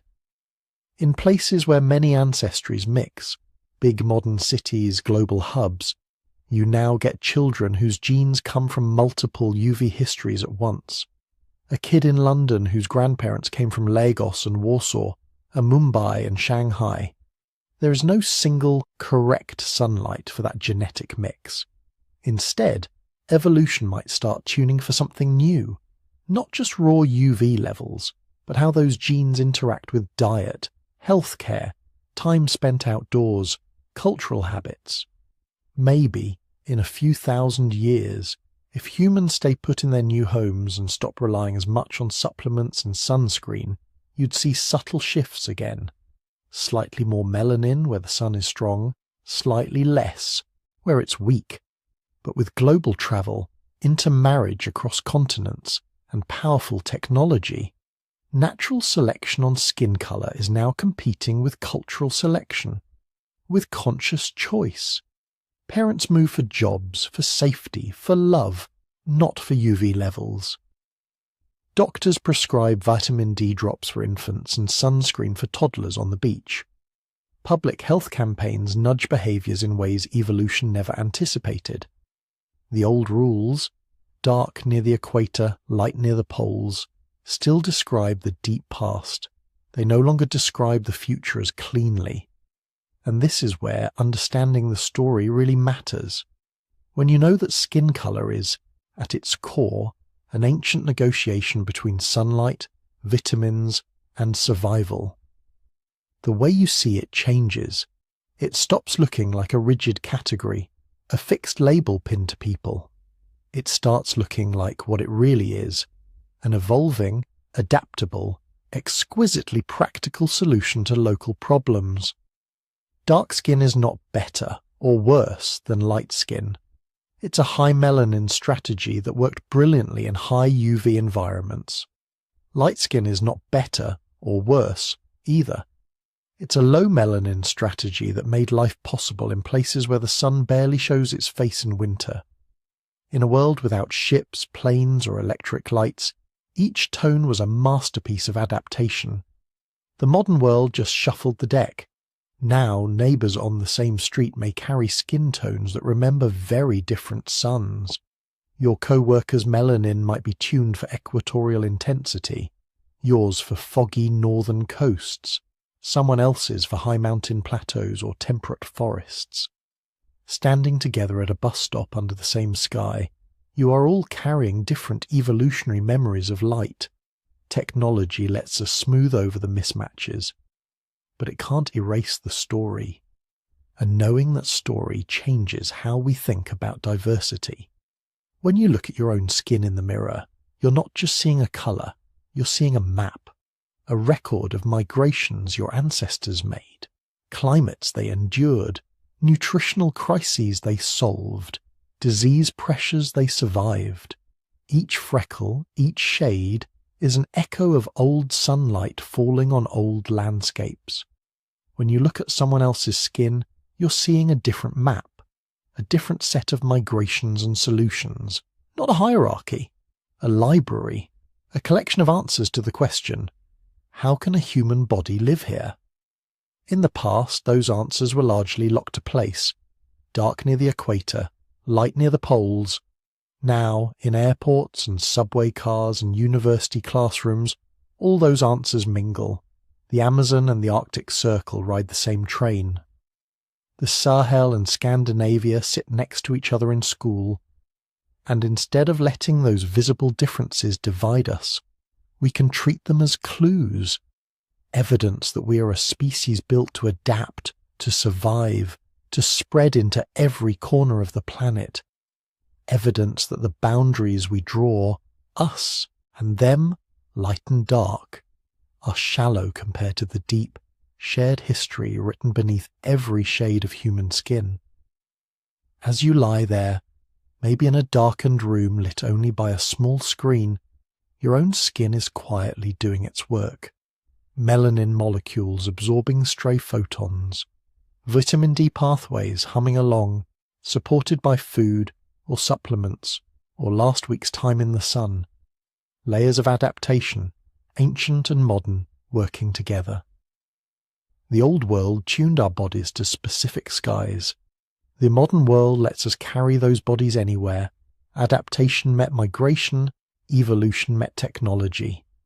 And out of that meeting came a world where the colour of your skin still tells a story about where you come from, but no longer dictates where you can go.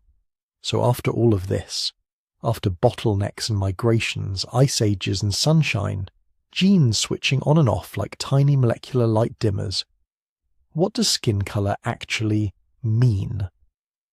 Biologically, it means one thing. It tells you how much ultraviolet radiation your ancestors' skin had to manage. That's it. Not how smart they were, not how kind or brave or creative, just how much sun their bodies has to solve a very specific problem for.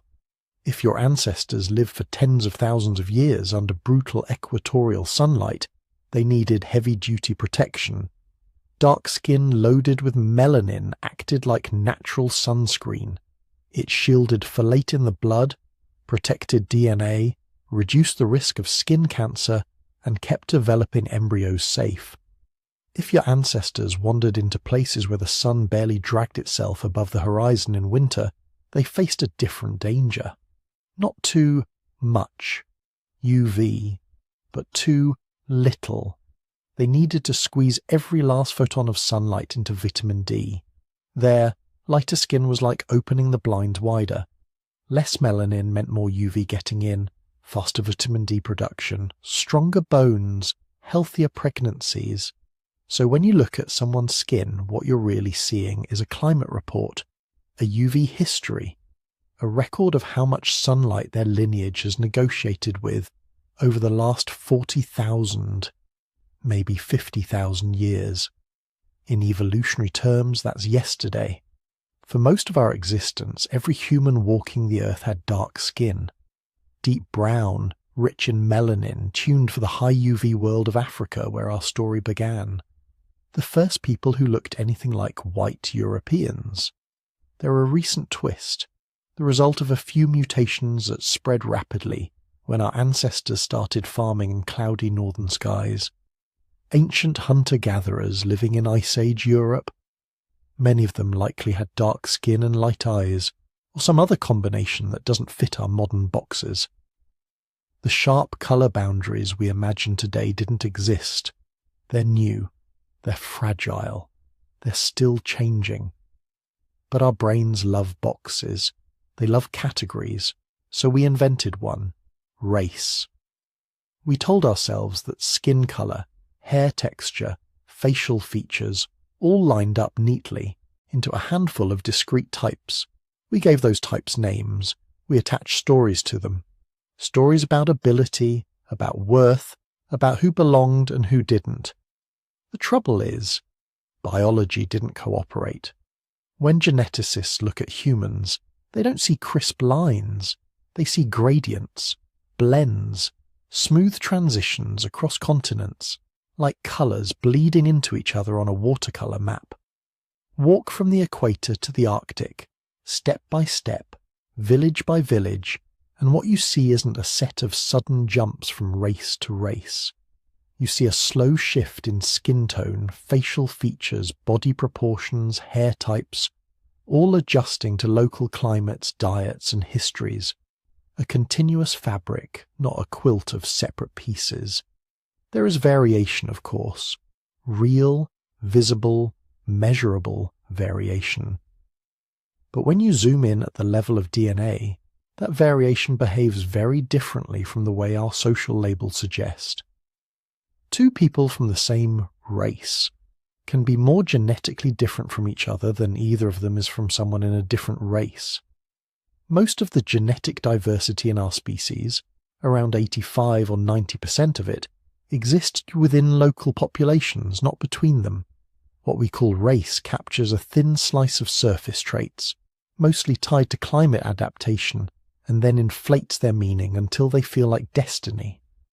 Underneath all those surface differences, the numbers tell a very quiet, very simple story. All humans share about 99.9% of their DNA. That tiny 0.1% accounts for everything we can see. Tall or short, curly hair or straight, dark skin or pale, green eyes or brown. All the visible diversity of 8 billion people, squeezed into a fraction of a fraction. And even inside that 0.1%, almost none of it sorts neatly into our racial categories. Your skin colour might line up with one group on a census form. Your lactose tolerance might line up with another. Your immune genes, your smell receptors, your ability to handle high altitude or digest certain plants.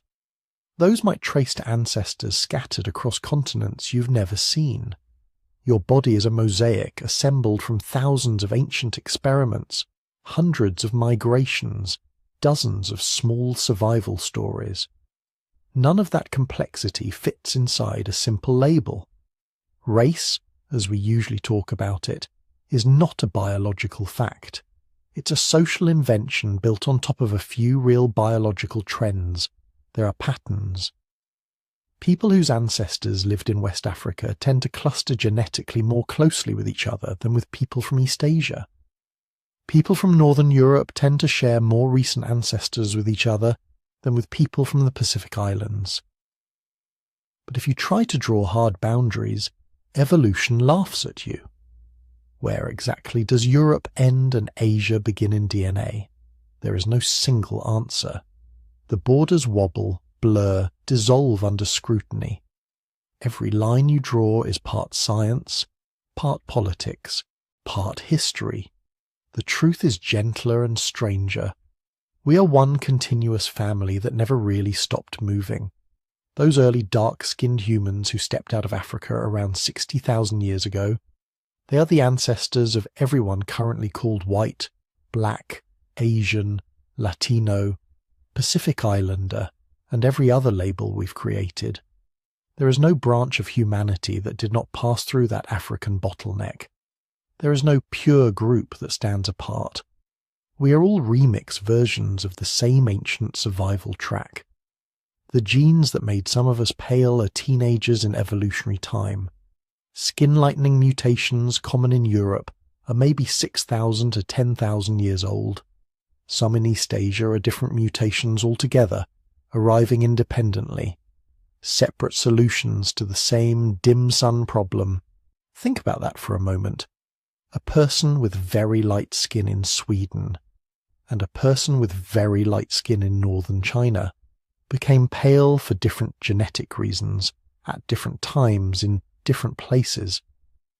Yet if you put them side by side, a casual observer might say, same race.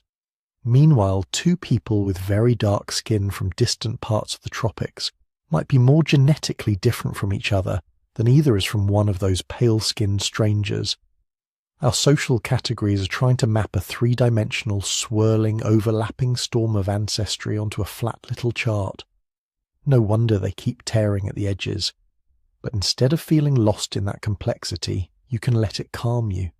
Because once you understand what skin color really is, a local tweak for UV radiation, nothing more, you're free to see something deeper. You can see that the full range of human color, from the deepest ebony to the palest ivory, is not a hierarchy. It's a weather report, a record of sunlight and seasons, an atlas of where your ancestors stood under the sky and how their bodies learned to make peace with the light. You can see that the curve of a nose, the shape of an eye, the thickness of a lip are not badges of superiority or inferiority. They're quiet archives of climate, diet, and chance. Adaptive footnotes in a story that has always been about staying alive just long enough to have children who could do the same.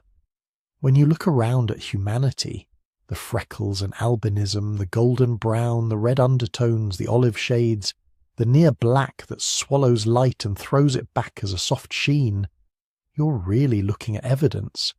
Evidence that our species is astonishingly flexible, that we've walked through deserts and tundras, rainforests and high plateaus, and found a way to belong in each. Our diversity isn't a problem to be explained away. It's a map of where we've been. Each shade of skin is a postcard from a different latitude. Each facial feature is a rumour from a different climate.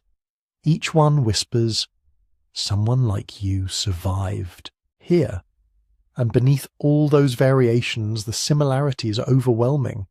The same 206 bones, the same 600 plus muscles, the same neural wiring that lights up when we hear a baby cry, or a loved one laugh, or a story that feels like it belongs to us. The same basic brain that learned to tame fire, to nap stone, to plant seeds, to build cities, to send robots to other planets and lullabies to other hearts. No matter how you look, your ancestors lived the same essential drama as everyone else's. They worried about food, they mourned their dead, they told stories around flames and under stars, they taught their children where the water was, where the danger was, where the hope was. Your skin is not a wall. It's a thin, living border between your inner ocean of cells and the wider world. It's your first line of defense, your solar panel, your sensory blanket.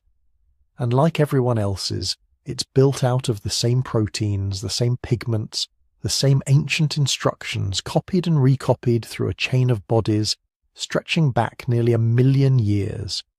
If you trace your lineage far enough, past nations, past empires, past languages, past even the first whisper of white or black as ideas, you end up in the same place as everyone else, on African soil, under a hot sun, inside the skin of a small, dark-skinned population that had almost disappeared but didn't.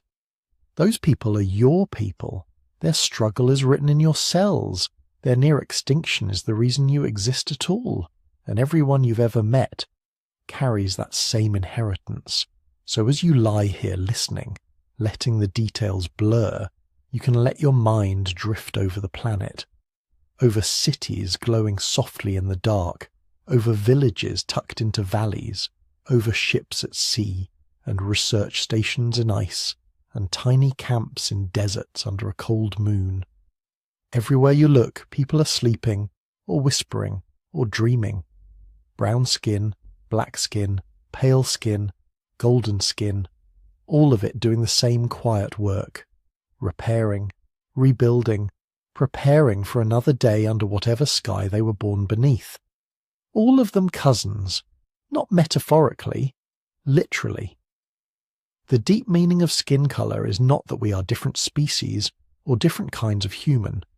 It's that we are one species so adaptable, so inventive, so stubbornly alive, that we've learned to turn sunlight itself into a sculpture of our appearance, without ever changing what matters underneath. Bones, blood, stories, fear and courage, loss and love. These are the things that define us, and they do not care about melanin. So when you think about skin color now, you can think of it as a soft overlay, a filter the Earth placed on us in different places for different reasons. Beautiful, yes. Meaningful in a narrow biological sense, yes. But not a measure of worth, not a boundary on who you're connected to. In the end, all those colours flow back into the same river of ancestry, the same shared origin, the same fragile, miraculous survival. And as you drift towards sleep, you can rest in that knowledge. You are part of one immense, intertwined human story. Your skin is just your chapter's cover art. The book beneath is the same one everyone else is carrying. So here you are, lying in the dark or in the glow of a small screen, at the very end of a story that started long before there were screens, or cities, or even words. 300,000 years of human history, and all of it is written quietly in your skin. Tonight we've followed that story from its beginning, from small bands of dark-skinned humans under the fierce African sun, to scattered survivors of ancient climate disasters, to explorers stepping cautiously into new latitudes where winters were long, skies were grey, and sunlight was suddenly rare and precious. We watched as bodies changed slowly, generation by generation. Melanin shields that once protected against burning equatorial light began to thin in the north. Mutations that let in a little more UV, made just enough vitamin D, kept a few more babies alive through the hungry seasons. Those tiny differences spread. They became patterns. They became what we now call white skin, or light skin, or olive, or brown, or anything in between. You're carrying that whole journey on the surface of your body right now. The exact shade of your skin. It's a memory, a record of which latitudes your ancestors stood under, how much sun they got, what foods they grew, which winters they survived, which risks they faced again and again until their DNA bent itself around those challenges. Your skin is not a label, it's not a ranking system, it's an evolved solution to a particular set of problems.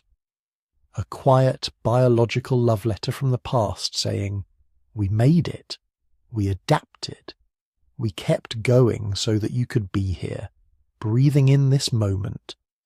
When you look at yourself in the mirror, you're not just seeing light or dark or in between. You're seeing deserts and coastlines, glaciers and grasslands. You're seeing ancestors huddled around fires, tracking the seasons, noticing when the sun came back, adjusting their lives and their bodies to match the sky. And when you look at anyone else, anywhere on Earth, you're looking at another survival story. Another path through the same 300,000-year maze.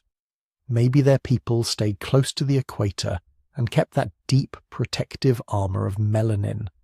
Maybe they drifted into northern forests or stormy islands, or high mountain valleys where Denisovan genes still whisper instructions for breathing thin air. However different you seem on the surface, you're both carrying the same ancient bottleneck, the same fused chromosome, the same long, improbable chain of lucky births, one human family, 1,000 different ways of wearing the past. If this journey kept your mind gently busy while your body relaxed, if it helped you drift a little closer to sleep while still feeding that quiet curiosity inside you, you might want to hear more stories like this. Soft, slow history. Big ideas told in a way your nervous system can handle at midnight.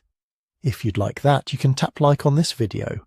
It helps other wandering, sleepless brains find it too. You can subscribe so you don't miss the next slow trip through deep time. And when you're awake and feel like sharing, I'd love to know, where are you listening from tonight? Which part of the planet is cradling you while you fall asleep with all this ancient history in your head? Let me know in the comments when you have the energy. If you want to go one step further, there's also an option to join the channel as a member. That kind of support helps me keep making long, careful videos like this. but it is completely optional. Your presence here, your attention, is already more than enough. For now, you don't have to remember any of the dates or the names. You don't have to hold on to the technical details about vitamin D or melanin or ancient migrations. You can just let it all blur a little, like footsteps in the sand as the tide comes in.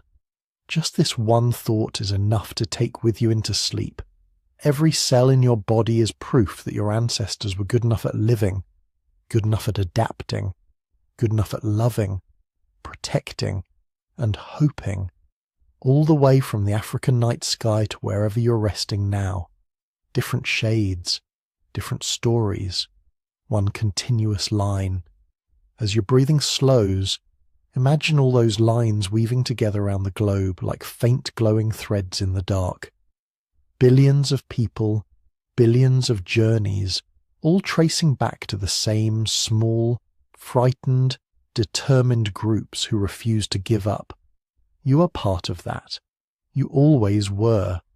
Let your eyes grow heavy. Let the story keep going without you for a while. The sun will rise on the same shared planet tomorrow, painting the same spectrum of human skin with the same light. And you can drift off knowing that, under everything, we are one extended family, still adapting, still learning, still here,